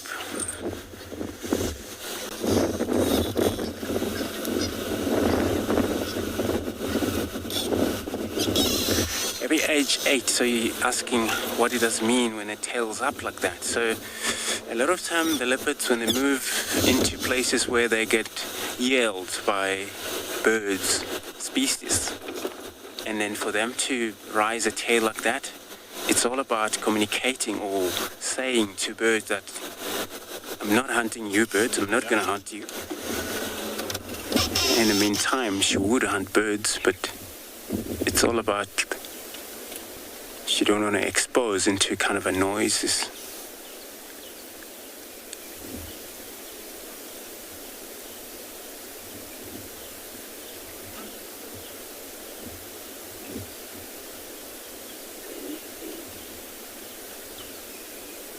Where birds would actually alarm call for any danger, whether it's a bird of prey, whether it's a snake, anything that could kill them.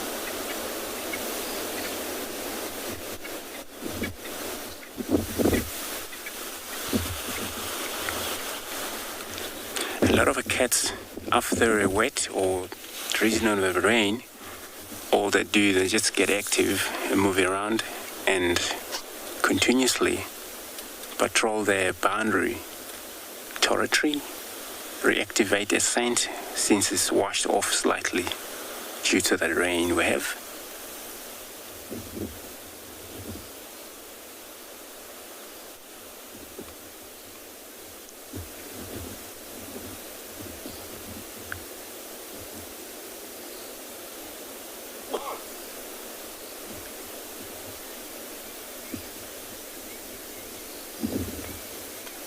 But that could be applied the same with the lions. Anybody who marked their territory with a chemical,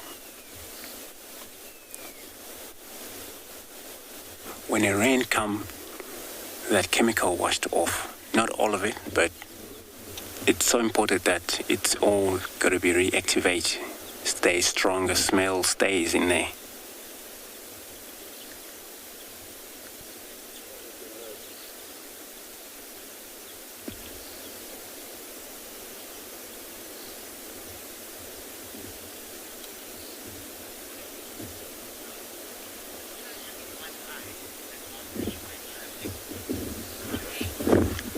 So Kyle asking if with the one eye it's a good advantage for hunting. Yes, so she would still hunt very well though with the one eye and the other one lost.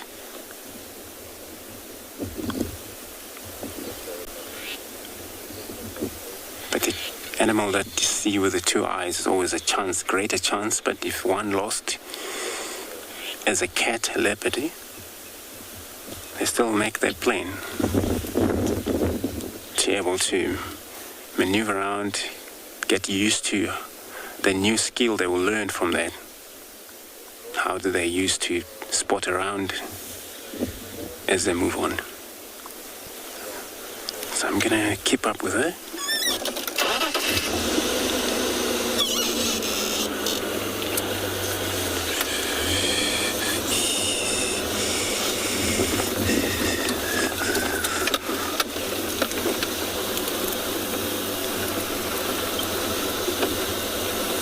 So it looks like she's going to be now moving into deep.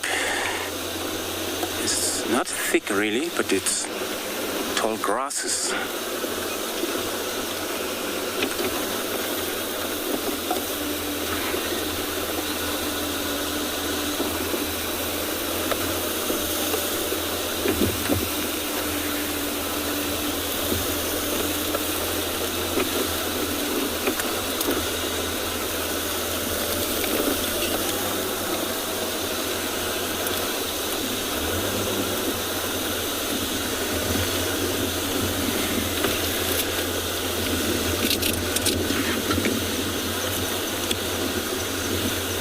In these tall grasses, we still have a chance to follow her. But when you get into that tree line on the other side where it's a silver cluster leaf trees, all the sign of very much soft sand, that we maybe have to leave her or see if she comes to another open area where we can follow her still.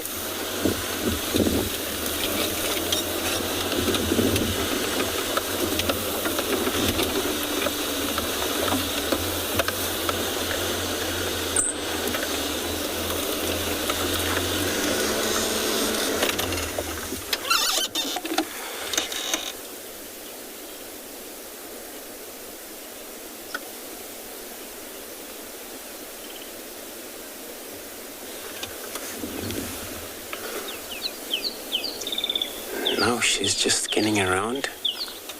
With us driving sometimes, hearing it's lost from her completely, but the minute we stop, she will also stop just to listen again. She went down. And then she just went down there. I'm gonna drive further closer.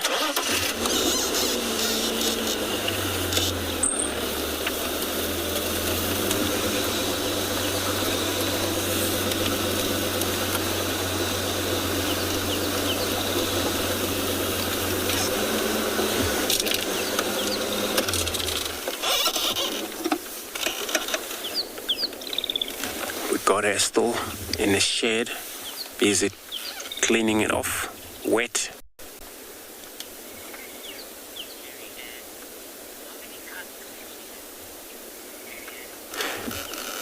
Marianne, you're asking how many babies she have. I'm not sure. I don't actually have a lot of her history in terms of a baby that she had since an adult age until today. But I'll find out for you.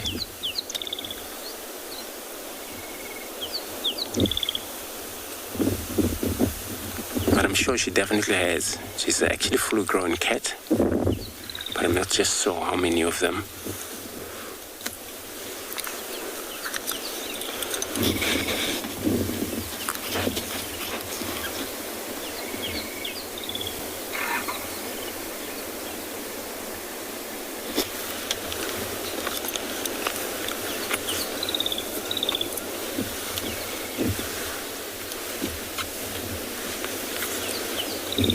And then now she's in the area where Hlangula, the male leopard, hangs around.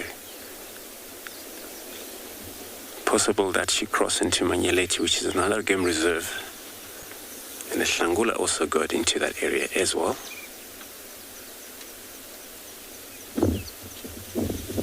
This is his territory area of operational.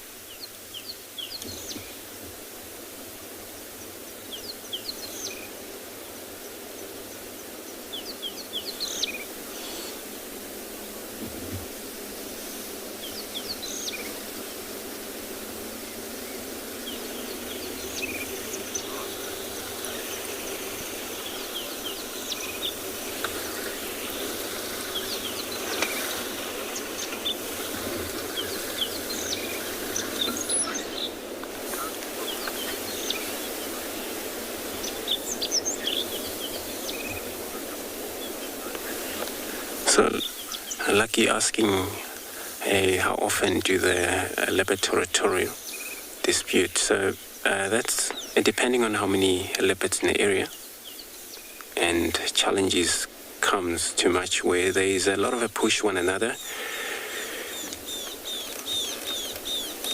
but then comes so much strictly as a male, put two male together around, where you switch territorial to another. It's all about the force of power that leopard would use. And that, of course, you would see a lot of changes of a leopard, male leopard species.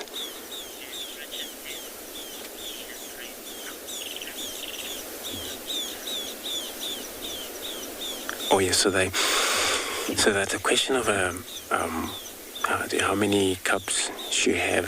So there is information that came in from the viewers, some of the viewers that I know for sure. They said 2 offspring she raised.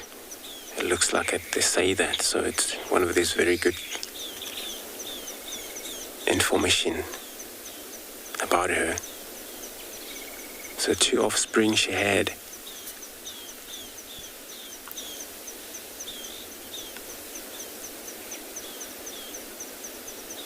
But then it means that she would have more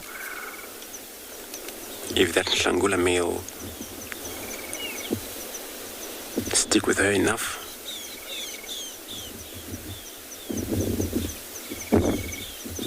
Which I'm sure it will happen, because then male and a female, it's so important for female to be around where there's male, and for male to be around where there's so many of a female to reproduce.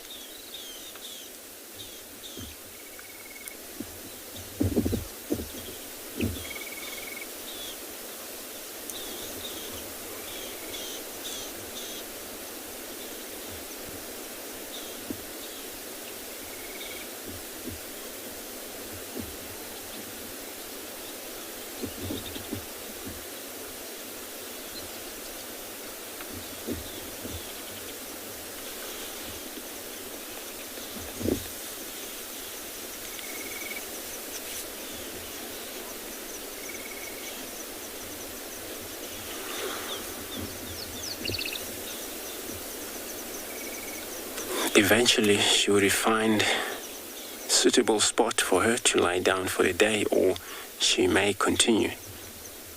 Move when the weather allows her to do that.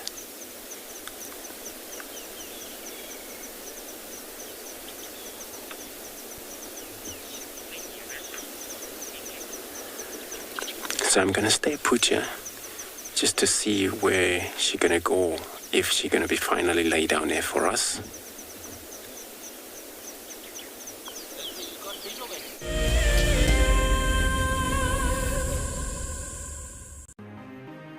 It's the month of March and Wild Earth is offering you the chance to win a brand new prize. Sign up to be a Wild Earth Explorer and you could win a 5-day eco-training ranger experience for 2. Eco-training is the pioneer and leader in safari guide and wildlife training in Africa. The lucky winners can look forward to approaching dangerous game on foot, tracking and 4x4 driving, learning about animal behavior, and even spending one night sleeping out under a blanket of stars. In addition, you will also get the exclusive opportunity to join the Wild Earth team on the broadcasting vehicle. Sign up to be an explorer now, and it could be you that wins this life-changing experience.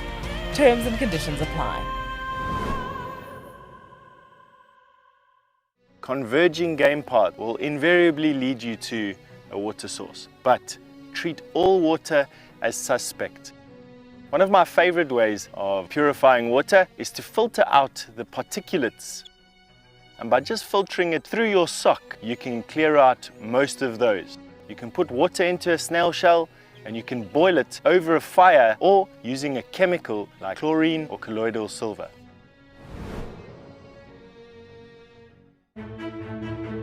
I'm Nikki here at Ambion Ngala in South Africa. I love getting questions from viewers about all the small things within the environment and how it all is integrated with one another. If you want to ask me any questions, please simply register with the Wild Earth website, head across to the Live Safari page and then post your questions there. I'm looking forward to chatting to you on my next Wild Earth drive. Something very, very interesting. I didn't plan this, but this is a scene rarely seen. This is what we call a journey of giraffe. So beautiful.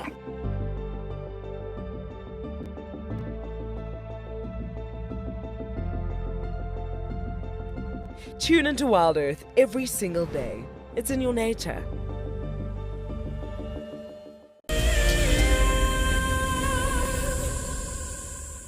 We have found a butterfly. It's been a while since I've got into my butterflies.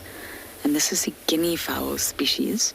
Now look at the difference between the top side, the top of the wing, where it's very grey, almost brown, with speckled white dots.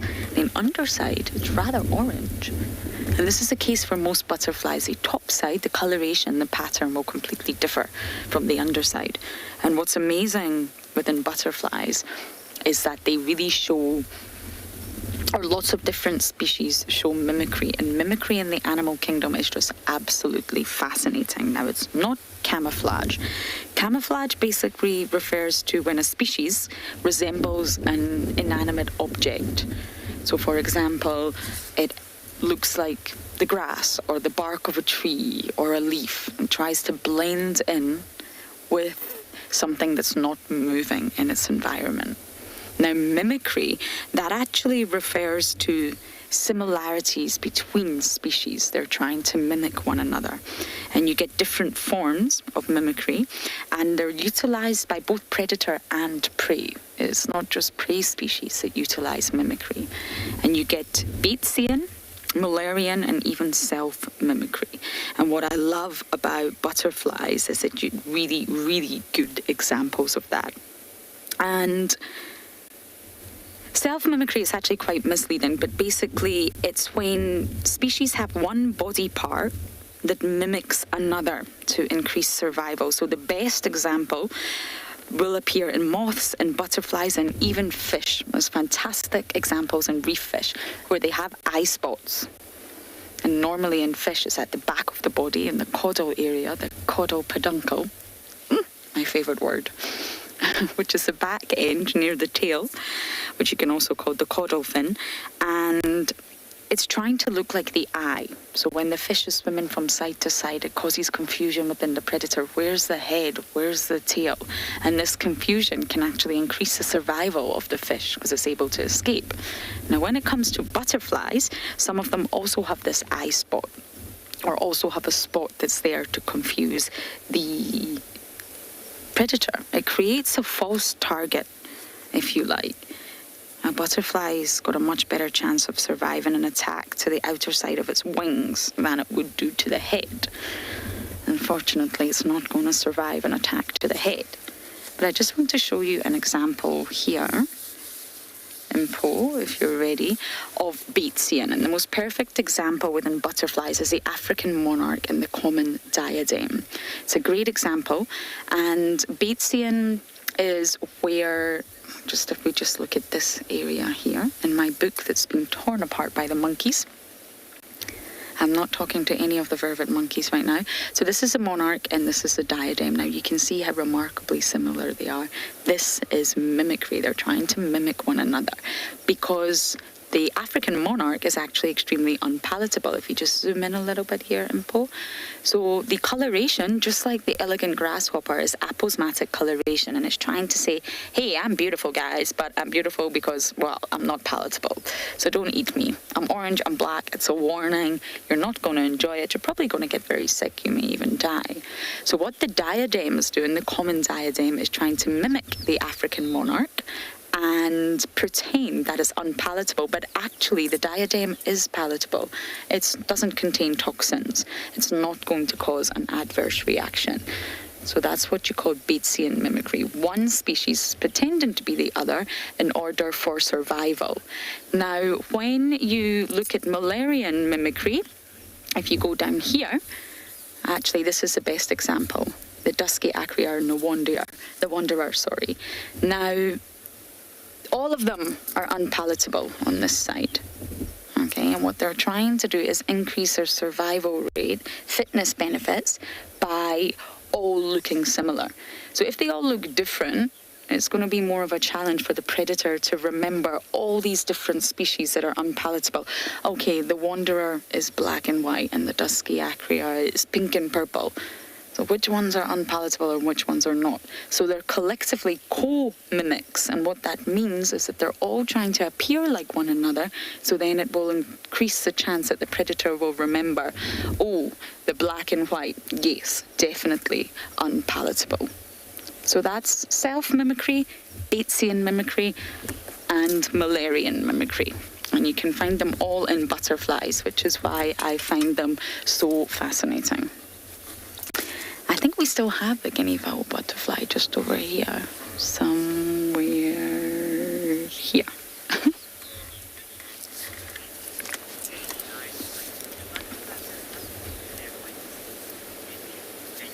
And Bessie, you are asking about, do butterflies have muscles in their wings? And you all know I love my diagrams. I'm actually just going to quickly bring out a diagram because it's going to show you exactly where the muscles are of the butterfly. Excuse the noise. I keep everything in my box because it's raining. There it is here somewhere.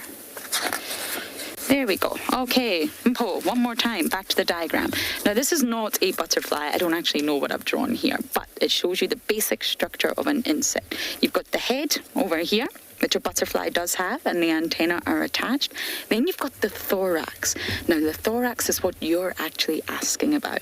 It's a very short part of the body that we call the transport center, and this is where the wings and the legs are attached to. So this is a wing. Let's just pretend this is a butterfly. There's no muscles in the wing itself. It's all made up of scales, very fine little scales. But in here, in the actual thorax itself, where the wings are attached to, that's where the muscles are. And yes, there's lots of them. There's lots of muscles attached to all four wings the forewings and the hind wings, and then there's muscles attached to all of the legs. Then you've got the abdomen. The abdomen is that long part you see in the butterfly, and that's where the digestive system is and the reproductive system. So that's the basic outlay of an insect. 3 parts, 6 legs.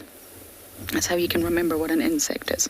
Head, thorax, and abdomen, and then all 6 legs, which are all attached to the thorax. So yes, they do have muscles, but not in the wings. All the muscles are in the thorax themselves, and that's what helps to power the wings. So I hope that answered your question. I'm glad my diagrams are coming in handy. I actually had my tooth for you all, my wisdom tooth, which contains all of my wisdom. I don't have any wisdom anymore. And I was going to do a wonderful explanation into teeth for you into the animal kingdom. So I kept my wisdom tooth for you all in the box, and the monkeys have stolen it.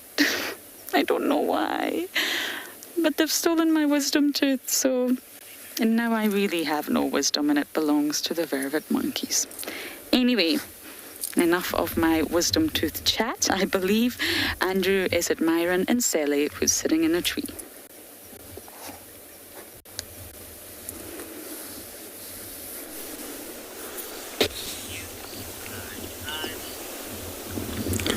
Thanks, Lauren. So our Nsele, the leopard, the female leopard, she climbed Marula Tree right to the top. And this is now lying beautifully. But this could be the way of hunting. When they're up slightly higher point, there's a chance they can scan around them. And she was doing that when she got up there. She looked around just before she went flat into that dry branches. But well balanced as well. Good position.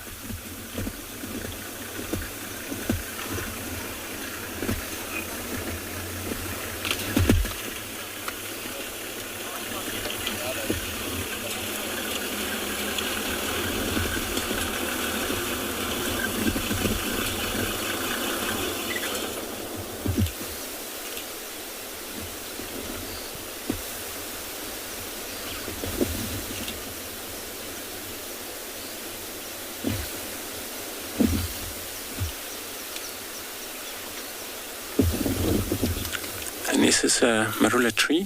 She's at one of the leopard's favorite tree to host their prey up.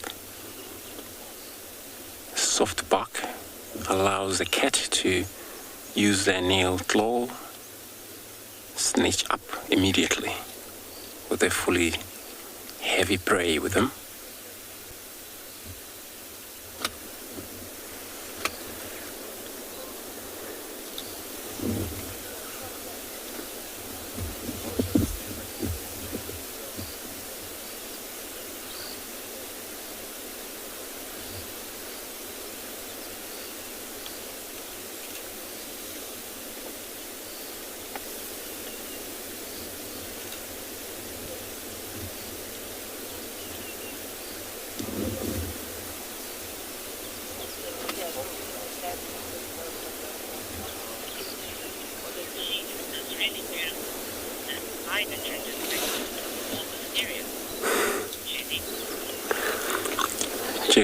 So you say she's mysterious, really. Especially that she's right in a tree, all you see the big sky, cloudy pretty much. But it still provide a beauty of all painted. Her body with a rosette spot. Well, she's still beautiful even though she lost one eye. If you were to see her from the distance, you wouldn't know that until you get a closer look at her.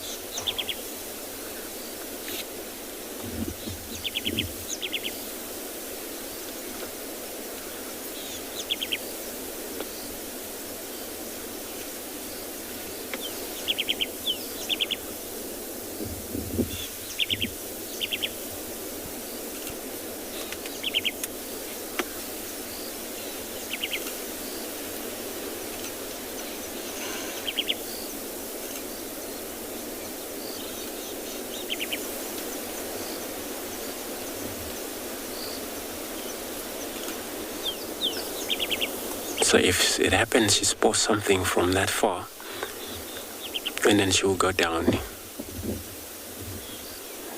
and then walk to it. But doesn't look like she's seen anything, as she just pauses, look away, and all she needs is a pillow.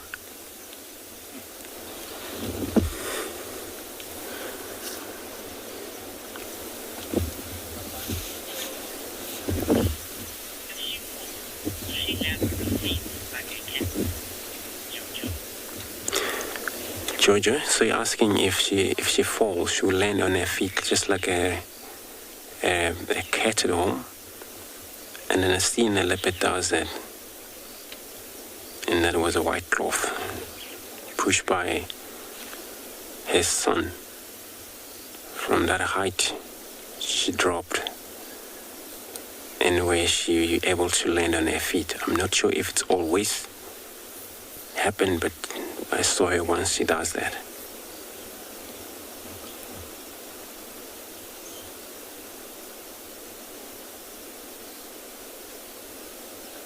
But from them falling off from the trees like that, so there's a chance they may land on their feet, because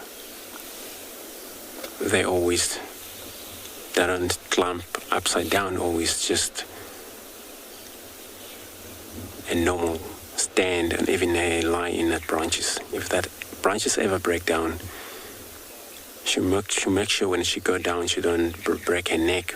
This is the first thing she will make sure, and she has to use a lot of muscle to force her legs not to let the whole body damaged.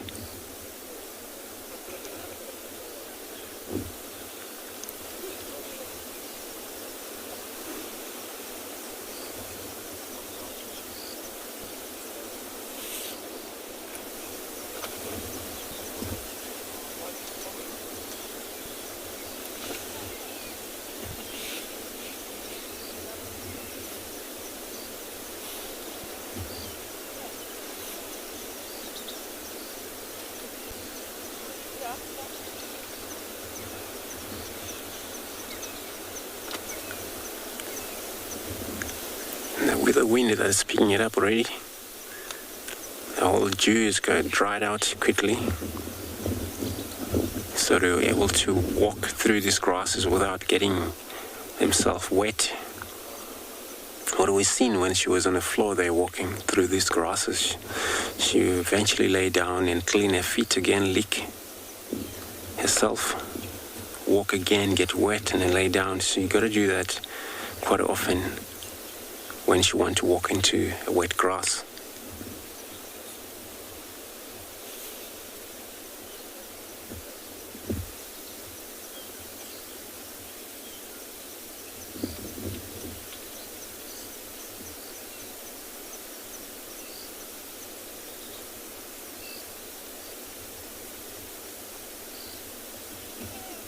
And to me, she don't look like she had a full belly there. And she must be desperately want to hunt.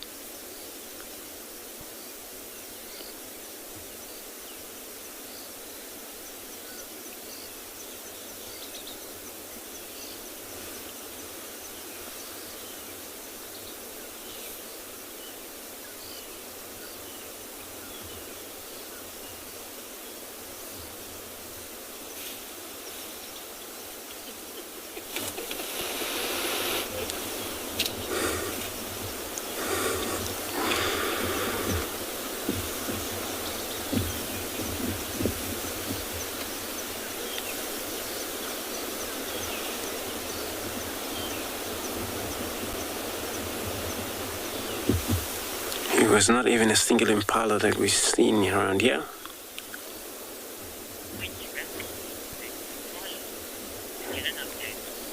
So she's probably gonna lie right up there, and I'm gonna stay put here. We'll be sending you across to Tswalu for them to give everybody an update.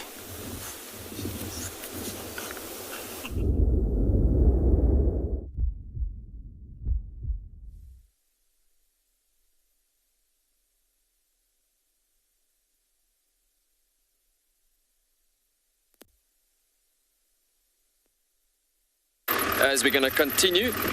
We're going to keep on going and see if we can see what else we can find in these areas in the south this morning. Actually, we still actually trying to locate on that elusive cheetah, as I mean, the cheetah population on Tswalu is really, really great, and I mean, it's a fantastic area and a game reserve to actually follow up on cheetah itself, as we have such a nice population. But yeah, with this grasses and vegetation, it is also quite easy to miss them every now and again and so on, just because of the tall grasses in this area as well. That was actually the biggest battling session for us yesterday afternoon, trying to locate on those guys with all of this thick vegetation, everything around and about.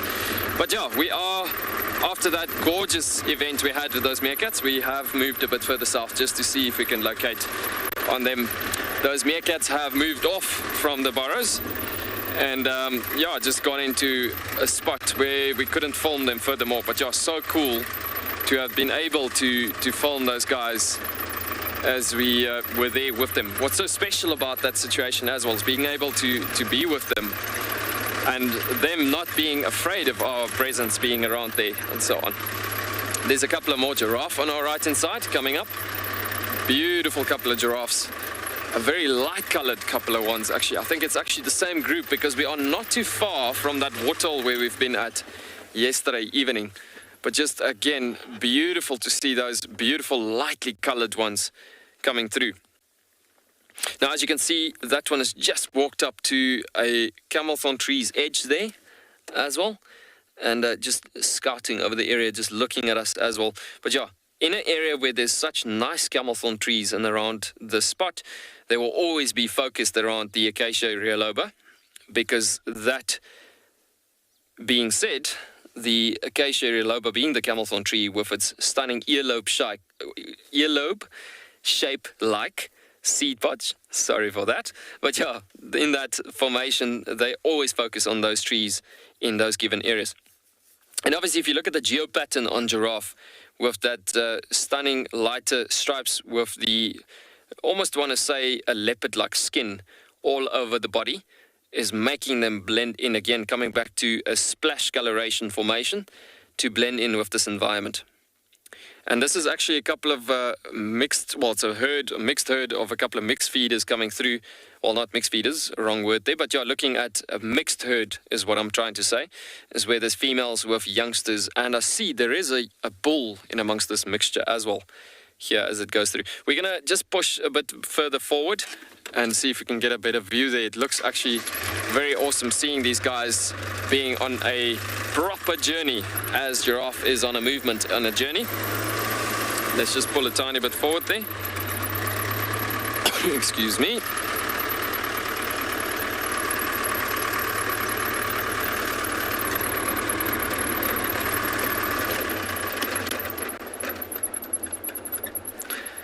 Yeah, so you can see they're on the move here quite a bit as they're coming through.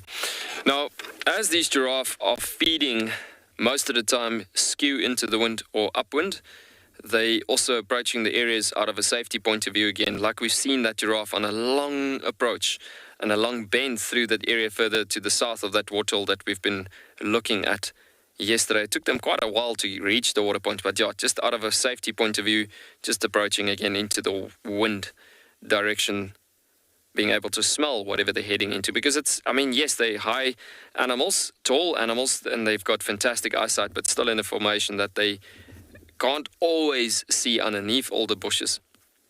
Oh, look at that stunning pose he's just given us there.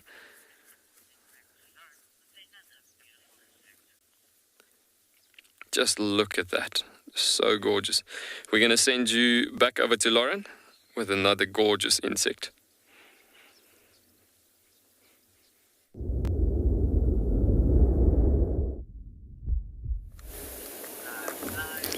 Yes, I am on fire with my insects today. I came across what I believe to be a dragonfly. Looks rather bizarre because the wings are, of course, very, very black. I am going to be honest with you and say I don't know the species. It looks slightly similar to a Lucia widow. I'll show you what that looks like in just a moment. but I don't know. So all you dragonfly experts out there, help me, please. #WildEarth or @FC. I could be wrong. It's definitely a live, bright blue body with a black tip at the end. I wonder if we can see claspers. You can identify the sex of a dragonfly by looking at the rear end genitalia. You will see a pair of claspers. So sometimes they look different, they have different colorations, but once you see those claspers, you know that it's a male or a female. Now I'm just going to show you what I think could... that's a good idea. Show us your wings. Oh, dragonflies are so obliging, I love it. Okay, Paul, are you ready for yet another book?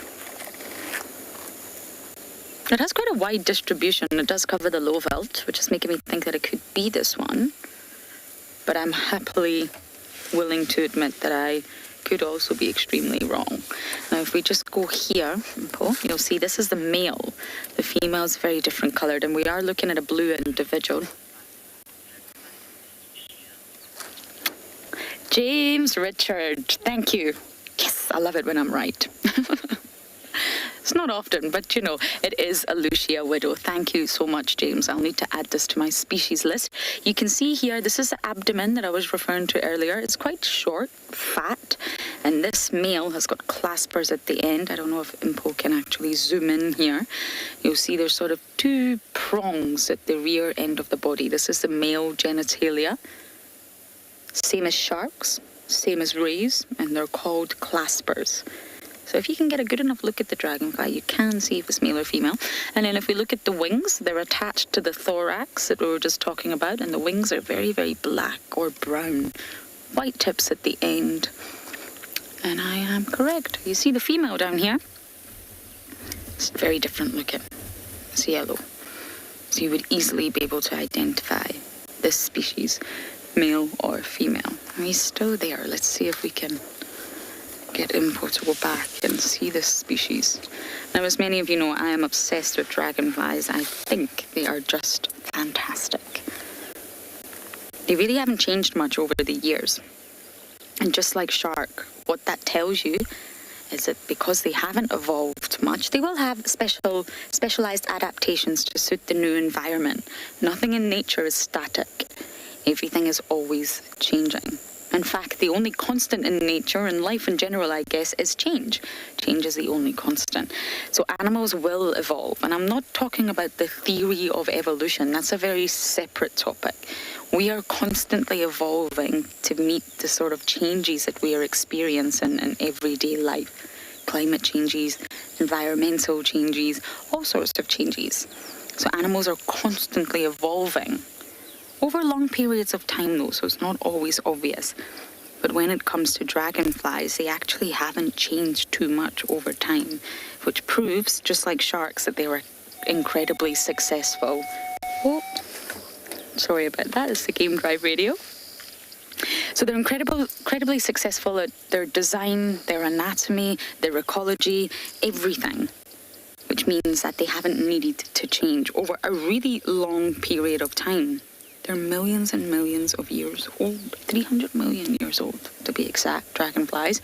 And the only real difference is their size. So they're very small right now. This individual is very, very small. They used to go up to about 75 centimeters, just short of a meter, and swarm the skies. I don't know if I would like to experience that or not. A meter-sized dragonfly. I do and I don't, if that makes sense. It sounds fascinating, but also utterly terrifying.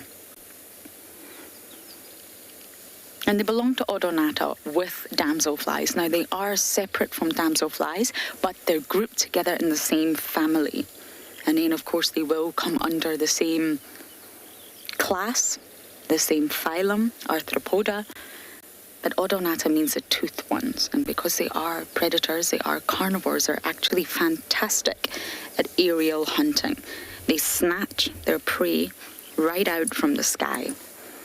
Now, in order to do that, you're moving, you're flying, You're actually moving all four of your wings, your forewings and your hind wings independently. You're able to acutely catch prey from the air. So you're moving, the prey is also moving, and you're able to accurately snatch the prey from the air. Sorry, Elton, one more time with that question.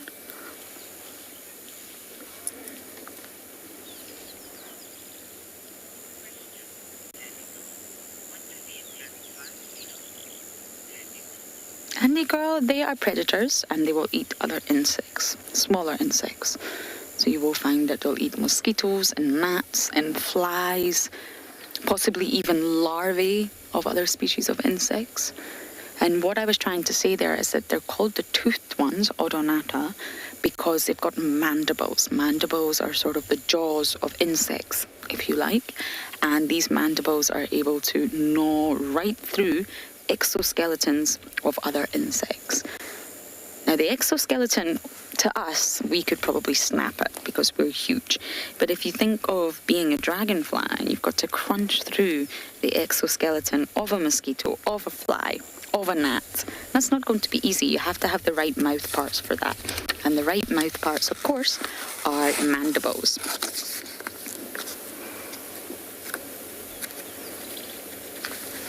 And they're just incredible.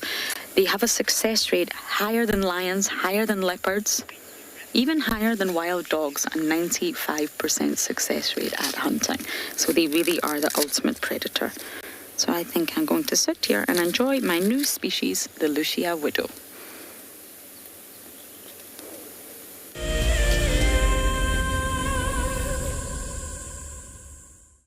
On a bushwalk, we become part of the natural landscape.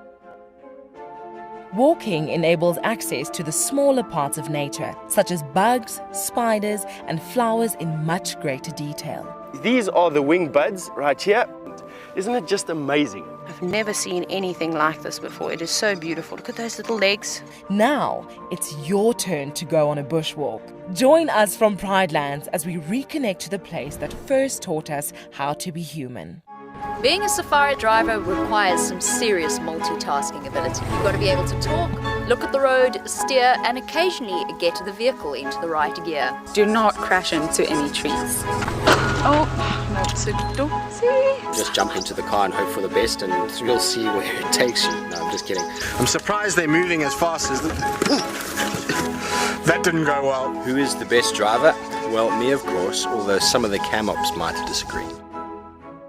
My name is Ross and I'm a field guide at and beyond Pinde Private Game Reserve.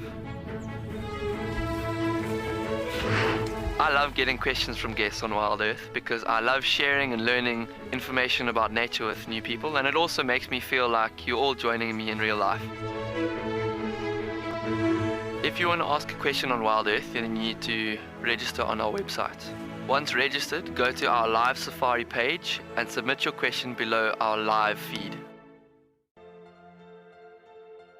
This is a battle of two great carnivores of the African wilderness.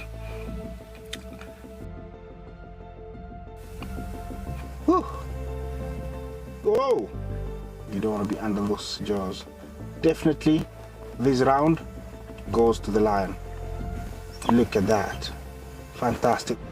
Expect the unexpected here on Wild Earth daily. Hi everyone, my name's Daniel Fisher and I'm going to be your guide this afternoon. What is my favorite animal and why? I think I'd have to say a lion. Being able to try and follow them and understand their movements and dynamics is super interesting. People often underestimate them and think that they sleep all the time, but once they get up and start moving around, they are fascinating to watch, and watching them interact with one another is a super highlight for me. If I can pass on this passion and this enthusiasm for lions and prides of lions into a guest that's sitting at home, that's what I'm really going for.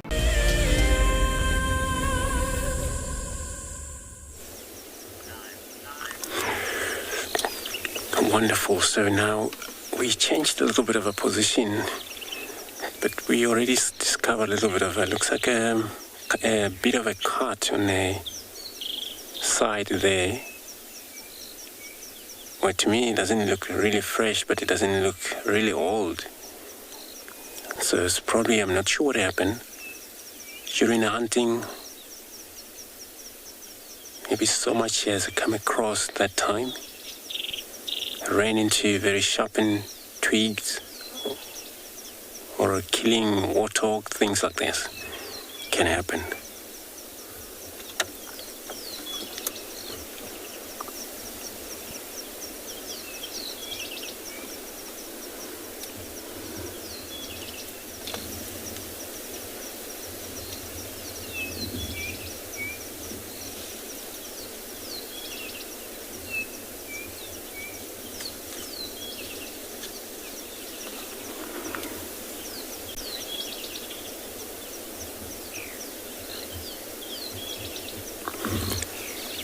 So you're asking if this is a normal territory? Yes, this is where she'll always be up north since she came this far. And she's been even seen in Juma, where Bebelsuk Dam area, that side. So she covers a lot around here. So this is a territory. And we're not far from Manyelete boundary, where is a northern reserve, where she might maybe cross over there as well.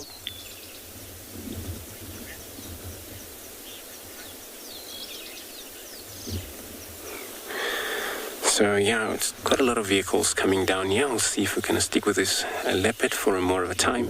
In the meantime, I'll be sending you across to Steve with a bird.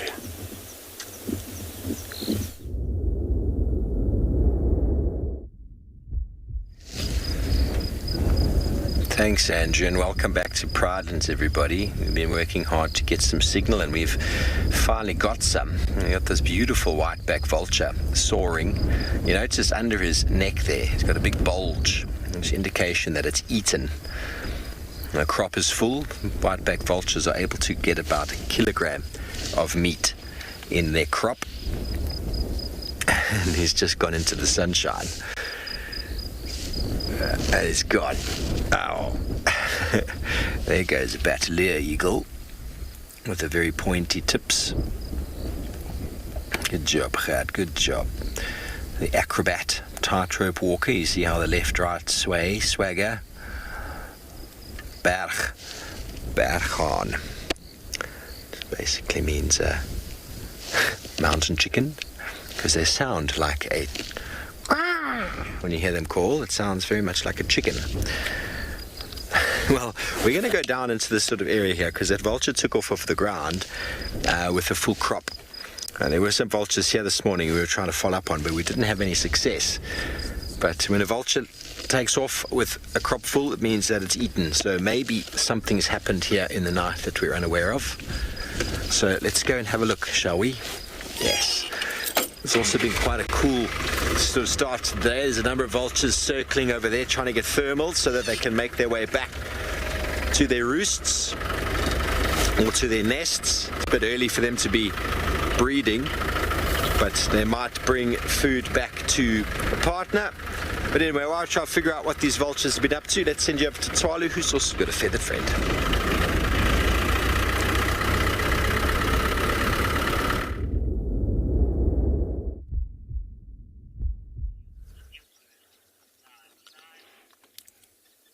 Welcome back, everybody. Look at this gorgeous southern pale chanting goshawk that's just landed on the stem over here.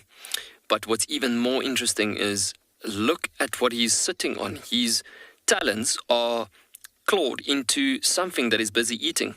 Now, we were trying to figure out what he's busy eating on, but it's so cool to see. You can see how he's ripping the flesh of something there, but so cool to see how he's trying to open up more and more bits and pieces of whatever this is that he's chowing on. At first I thought it's a snake, because they can catch snakes actually, smaller snakes and so, but I can see a bit of a fluff to his bottom right hand side, a white fluff, and that could be like a hair as well, like a scrub hair that he's busy feeding on. But so cool seeing this beautiful raptor that is quite commonly occurring in the Northern Cape, or in the Kalahari even, is so beautiful, the colors, and check out that red legs from the talons that he's actually holding on to the whatever it is that he's busy chowing on there. But yeah, so cool to see this raptor bird just getting his breakfast in for the morning. Beautiful. So it's amazing when they catch animals in an open plain section like this. Wherever we're driving through, and when they're flying through these areas, they could often find things like scrub hares or even the Cape hares in this area. And those Cape hares and scrub hares are feeding obviously on the grasses and the grassy plants in this environment, or the grasses and the plant creepers in this area.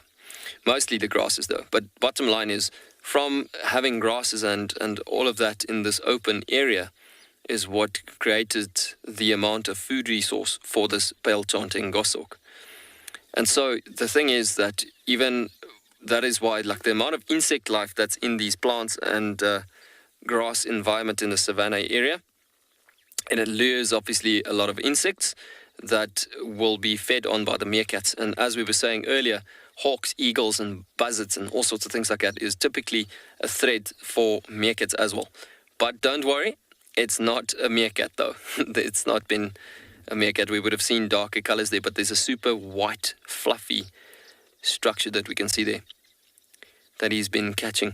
So as he's flying in these open plains, he's got a strong binocular vision. Zani, you asking, does it kill its prey? There we go, flying off.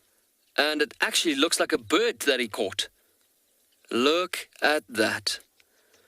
Yeah, so the speed sometimes and the momentum that they actually fly catching these prey animals, it then comes down to that point that they will kill it just by impact as well. But yeah, majority of the time, raptor birds kill their prey fairly quickly and then start feeding on it. But they won't really start feeding on it before it's dead, well, unless it's dead and passed off. Because yeah, the thing is that it's still a sort of a form of danger that it could actually, or a threat that it could get away from the bird and it might lose its prey. So rather kill it first and then eat it. But yeah, I've changed over from a scrub hare to a bird, and raptor birds do hunt on birds like doves and all sorts of things like that.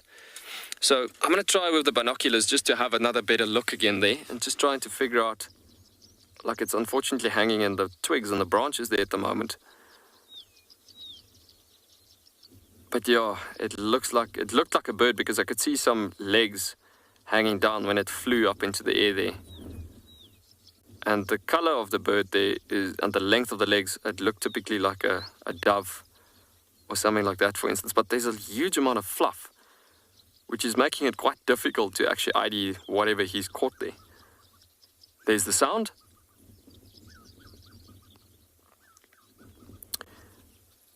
The sound of his victorious catch that he's just caught there as he's actually calling out and about, calling for his mate.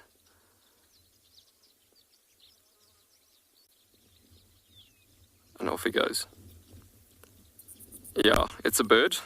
Looks like a dove shape, and doves do have a bit of white feathers on that spot on the underbelly as well, sometimes if you open up the bluish feather formations.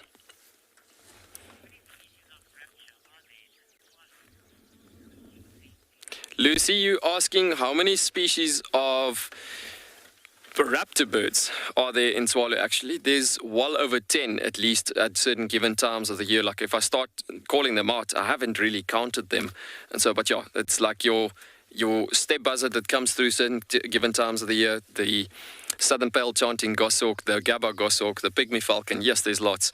It's well over 10 to 15 of them actually. For a desert environment, it's very important for these raptor birds to be around in an area that is like this, as they also just creating a nice balance in nature in this formation. And there we go. The sound is coming out again on the pale chanting goshawk. But yeah, pretty good question. This time of the year, you do have more raptors coming in, as you have intra-African migrants coming in from other areas of Africa and so on. But yeah, if you look at the bigger picture, the one that's right throughout the year that's here is actually the pale chanting goshawk. as well as the black-chested snake eagles. That's more over the mountain sections majority of the time. Not a very big eagle, but a beautiful black throat up to the chest, and the rest of the chest up to the legs is super snow white. But yeah, a beautiful black-chested snake eagle. Get some brown snake eagles here this time of the year as well. You could get easily martial eagles as well as Varro's eagles in this area. So yeah, there's a nice population for this time of the year and so on. So we're gonna send you in the meanwhile back over to Pridelands and just looking at that gorgeous view of the mountains and the plains casting over this area of Tswalu.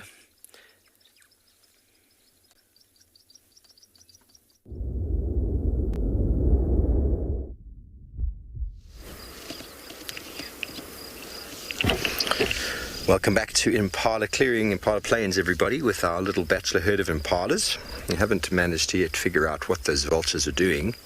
But before, a little while ago, we went past where we think the lioness has a den, but weren't able to find her. No activity in the area. Tracks of a big buffalo bull had moved through. I don't think she would try her luck with a big buffalo bull. He's a big fellow by the tracks and by the dung he deposited. He's been around. I haven't managed to find him yet, but a few other people have seen him. Lone buffalo bull on his own. But yeah, these impala males, a good 7 of them out in the open here. We're hoping they're going to do a little bit of playing, fighting, competition. And before they do so, we'll probably see a bird of some sort. Oh, there it is. Beautiful European roller. Such wonderful colours.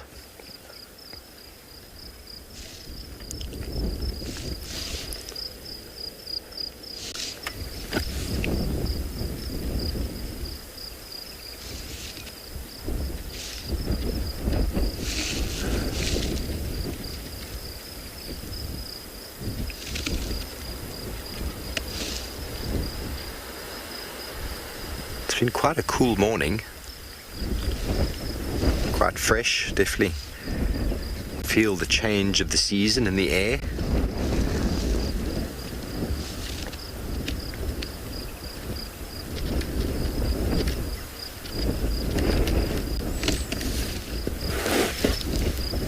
As the season starts to change as well, you'll start to notice birds like this starting to move and migrate back, and they'll become less and less frequent. And next month we probably won't even see them at all. But with the late rains that we've had, lots of emergence of insects. I've actually seen some new golden orbweb spiders. Seemingly they've hatched. Sometimes that is possible, I suppose, that golden orbweb spiders that are here for the seasonality, and they grow very large and they breed and then die off. It's possible that due to the excessive rain, the fact that the insects are going to repopulate the area, that spiders that are seasonal like that might even hatch early and go through a short season. Oh, we caught something. Oh, wonderful. What have you got there?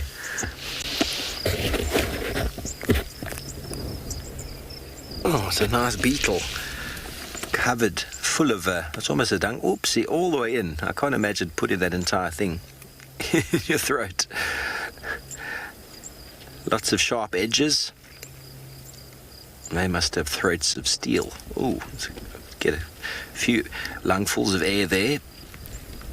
That's going to go into the crop for now, and then after a period of time it'll go into the gizzard, the muscular sort of chamber below the crop. That does a lot of the crushing, breaking down. It's essentially the teeth of the bird inside its digestive tract. Kevin, the main reason is food. They move for food, so all the majority of the birds we see that have migrated here have come here for the insects.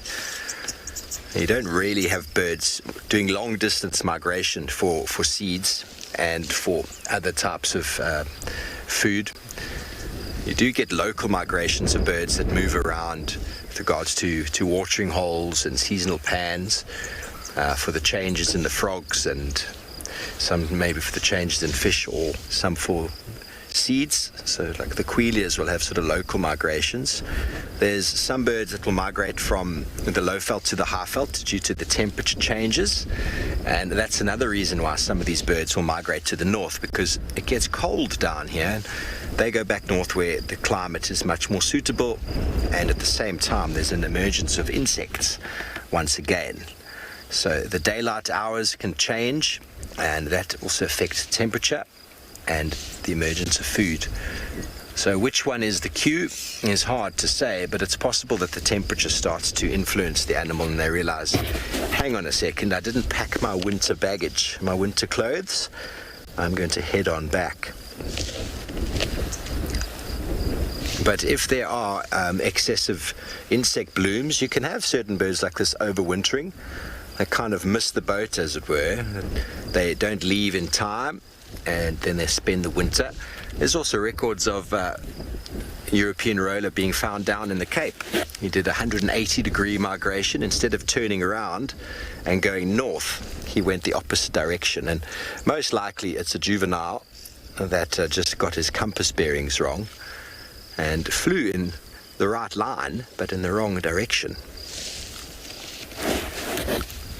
Some birds, though, that aren't able to build up their condition. I've had a redback shrike once before that I found in the dead of winter that was still here, and it had a damaged eye. So it's possible it wasn't able to service its vehicle, as you would say, get all of its feathers in top condition, wasn't able to gain the necessary body weight and fat. And so then embarking on a big migratory mission like that is very, very difficult to do. It's a very dangerous journey. It's huge amounts of risk, and it's actually a very small percentage of juveniles that are born in Europe coming down that actually successfully make it back. I don't know the numbers, but youngsters don't do very well. But what it perpetuates is the success of the stronger gene moving forward. Those youngsters that survive the first journey, the arduous journey, there and back again, if they breed the first year, or even if it's the second year afterwards, that genetic sort of strength, traveling ability is passed on.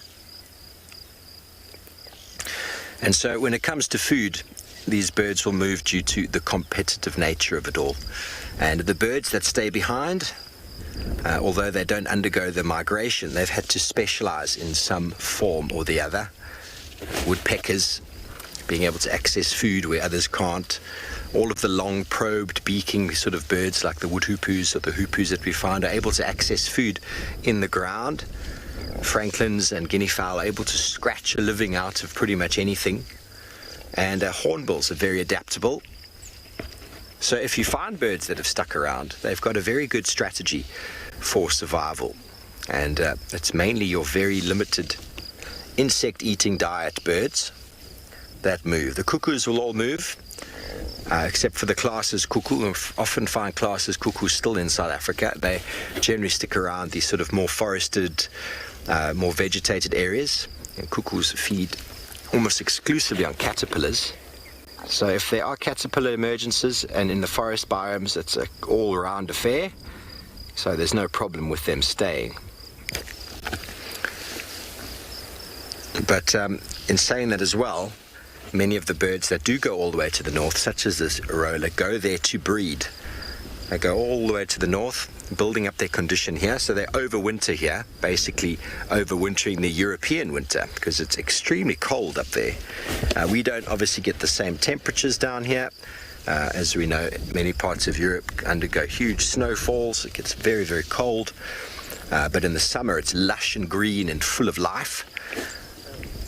So we've actually got, there's a sort of a nickname given to many of our European travelers who come to South Africa for the summer and back to Europe for the European summer. And we call them swallows because they follow the sun. It's not meant in any derogatory sort of term. I've met many German, British, Dutch travelers who have houses in both the north and the southern hemisphere.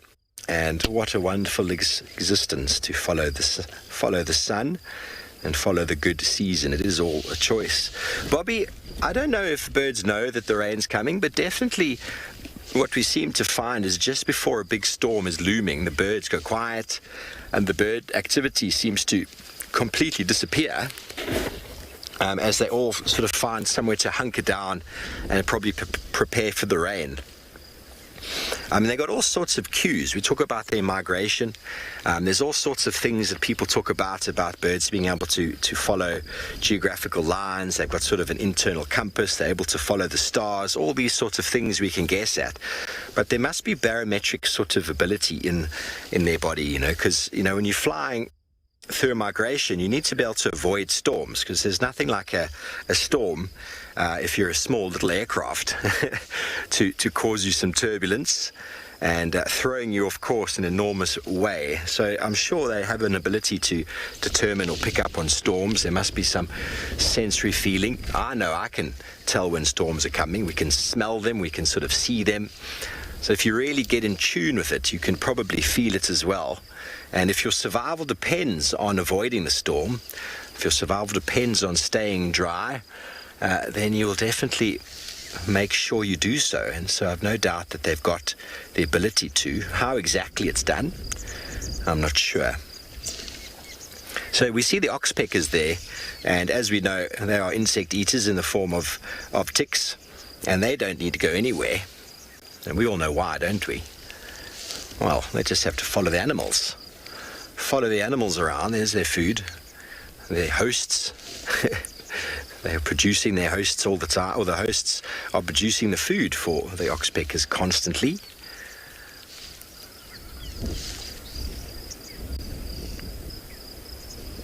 So you can almost imagine that in places like the Mara, you'd get the birds, the oxpeckers, breeding in sort of certain areas close to water where the animals will come, and then as the herds migrate and the breeding is ended, they'll probably follow the herds around.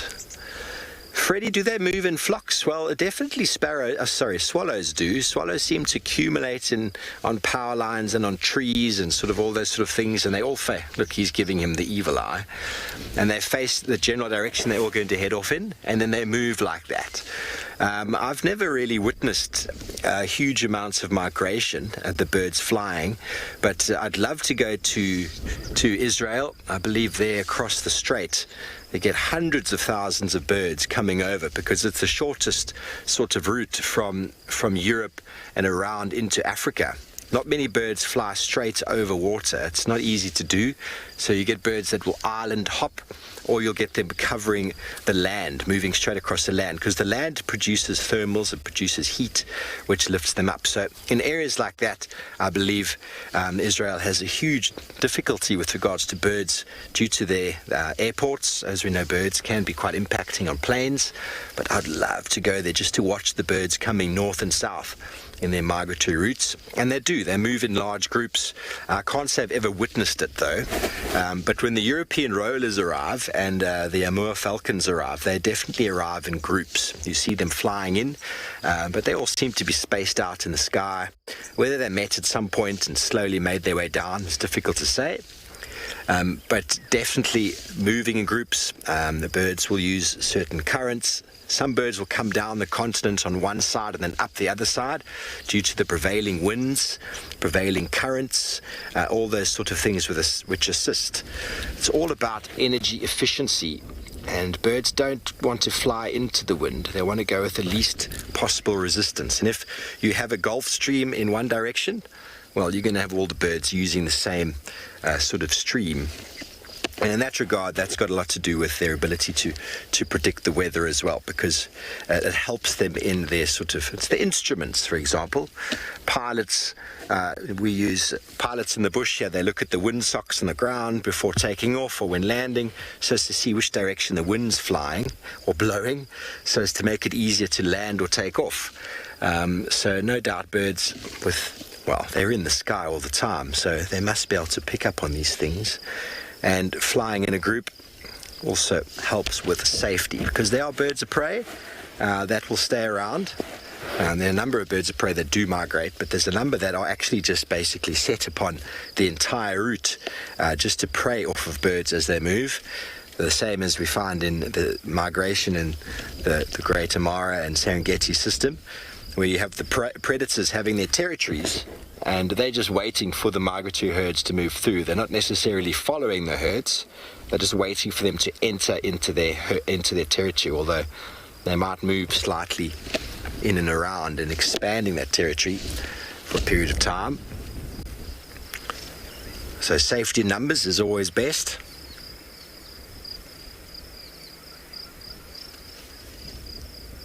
Almost like a traffic sort of air traffic control. Planes will often try and use a similar sort of stream to come in a direction, and I think all of these things are predictable with quite high-tech instruments.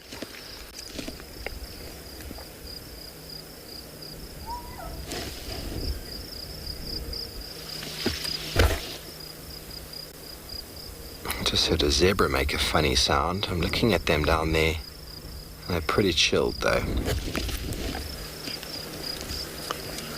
Beverly, 20 or so, maybe 30. I've never really counted. Maybe you can get more than that. We'll count them. Every now and again we see them. There's 9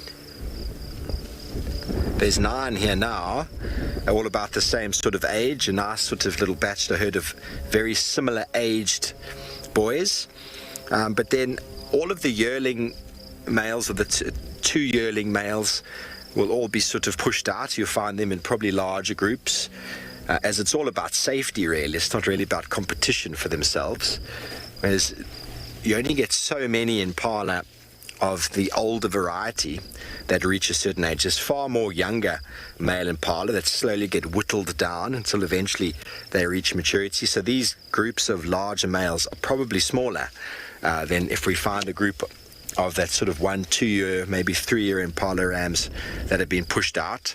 You might find them in larger groups. But we'll keep counting. I've never really counted, but they don't get in the same sort of number as I've seen as you do with females. Probably smaller clusters in and around. Bearing in mind, the larger the group, the more competition there is for food. So if you put 200 impala boys together, it's just not very sort of beneficial from a feeding point of view. But the females seem to hang in much larger groups. Okay, well, we're going to drive down there and just catch up with the zebra in the drainage and see what caused them to make some noise. I'm going to send you over to Johan, see what he's up to.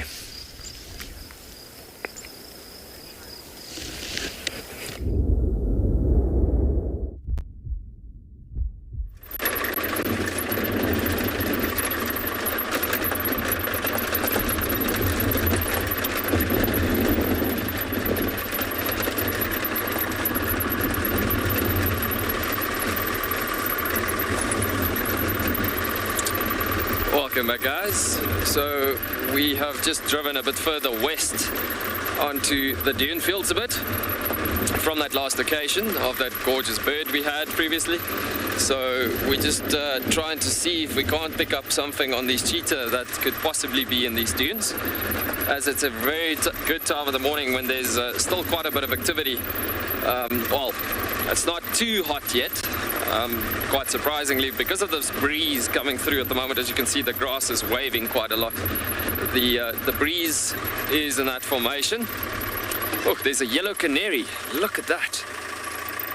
Yeah, he's unfortunately just flown off towards the edge of the bush there, just flown off behind the bush there. But yeah, anyways, as I was saying, the breeze at the moment coming through is literally just cooling down things so much that it's a very good time for these cats to be on top of these dune tops, as they could be scouting out looking for the last bit of the morning and trying to see with this pretty good light whatever's approaching the area that could potentially be hunting on as well. But yeah, in this position with that light breeze is making things a bit nice and cool. If this breeze weren't here, we would have been close to 30 degrees already again.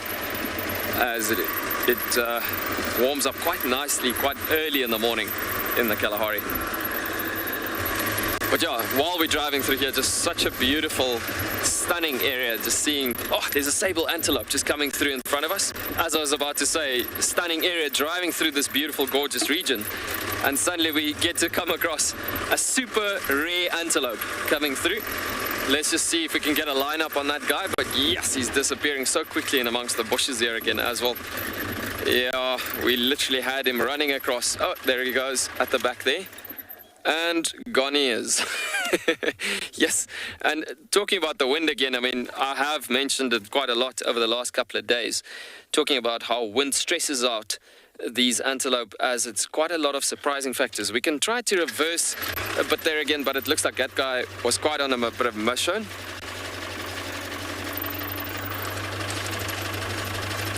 Yeah, it looks like we lost that guy, but yeah, so gorgeous to just have had that animal coming across the dune street in the front of us as we were driving. Awesome.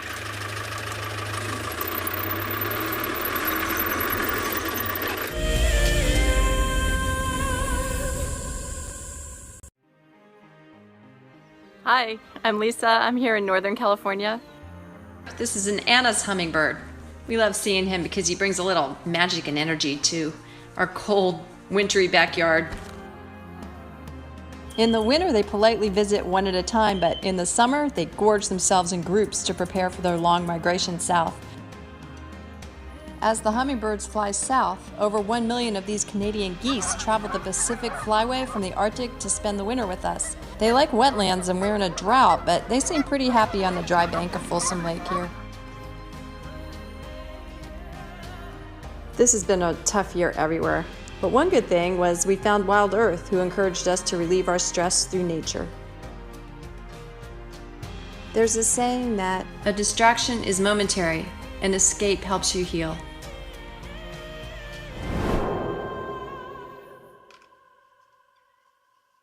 Sometimes love wants to make you sing. And sometimes love wants to make you bow and fan your wings to your bow. For the southern yellow-billed hornbill, these are signs that love is in the air. These birds are destined for a season of monogamy at least. Breeding pairs are in it for the survival of their chicks. But before love commences, the male needs to woo his valentine with food in the form of nuptial gifts. My name is Taylor McCurdy and I work for Eco Training. I love hearing from all of the viewers. However, I particularly enjoy those of you who have been watching for a few years. Your questions are just so advanced and they really get me thinking. If you'd like to ask a question on Wild Earth, you need to register on our website. Once you've done that, head to the live safari page and submit your questions below the live feed. Looks like it's a very difficult climb because every time it tries to climb, the ground is breaking, so it slides down.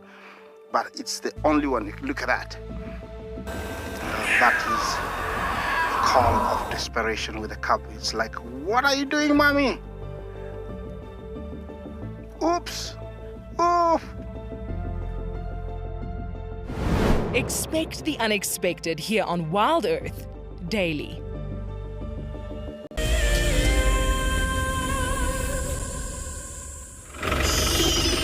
Hello everybody. Well, we're trying to find our zebras here and they haven't come out. Just trying to see where they possibly came through. Excuse me. Flies like to land on our faces while we're out here, which is always fun. See what you got there. On the other side of the drainage now is the crested barbet calls. There's our impala boys on the other side there. We wait for our zebra to come through. Don't forget everybody, this afternoon the time change is half an hour earlier in South African time is 3:30 p.m. Whatever time it is for you around the world, it's 30 minutes earlier, ending at the same time as before. And quite incredible how much hotter it is a little bit after 9 The sun is absolutely cooking right now that the clouds have cleared. That's probably what our zebras are doing. You know it's hot if the zebras are hiding in the shade. Lovely little drainage system here between the Impala clearing and this road. Just going to listen a little bit. Some of our birds calling.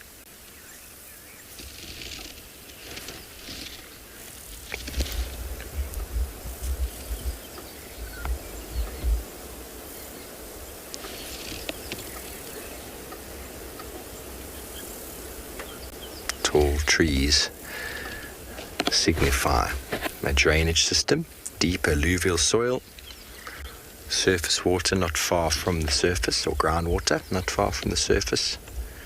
You can see a little puddle. Wonderful place for buffalo. Well, everybody, we hope you've had a wonderful morning. We do apologize for not being in signal for a lot of it, but we'll sort those technical issues out, and we'll see you again this afternoon. So have a wonderful day further. We look forward to hosting you again on our wonderful wild drives, live from the African wilderness, from all of our locations. We do bless you this day. Have a fabulous day further. Until later, goodbye.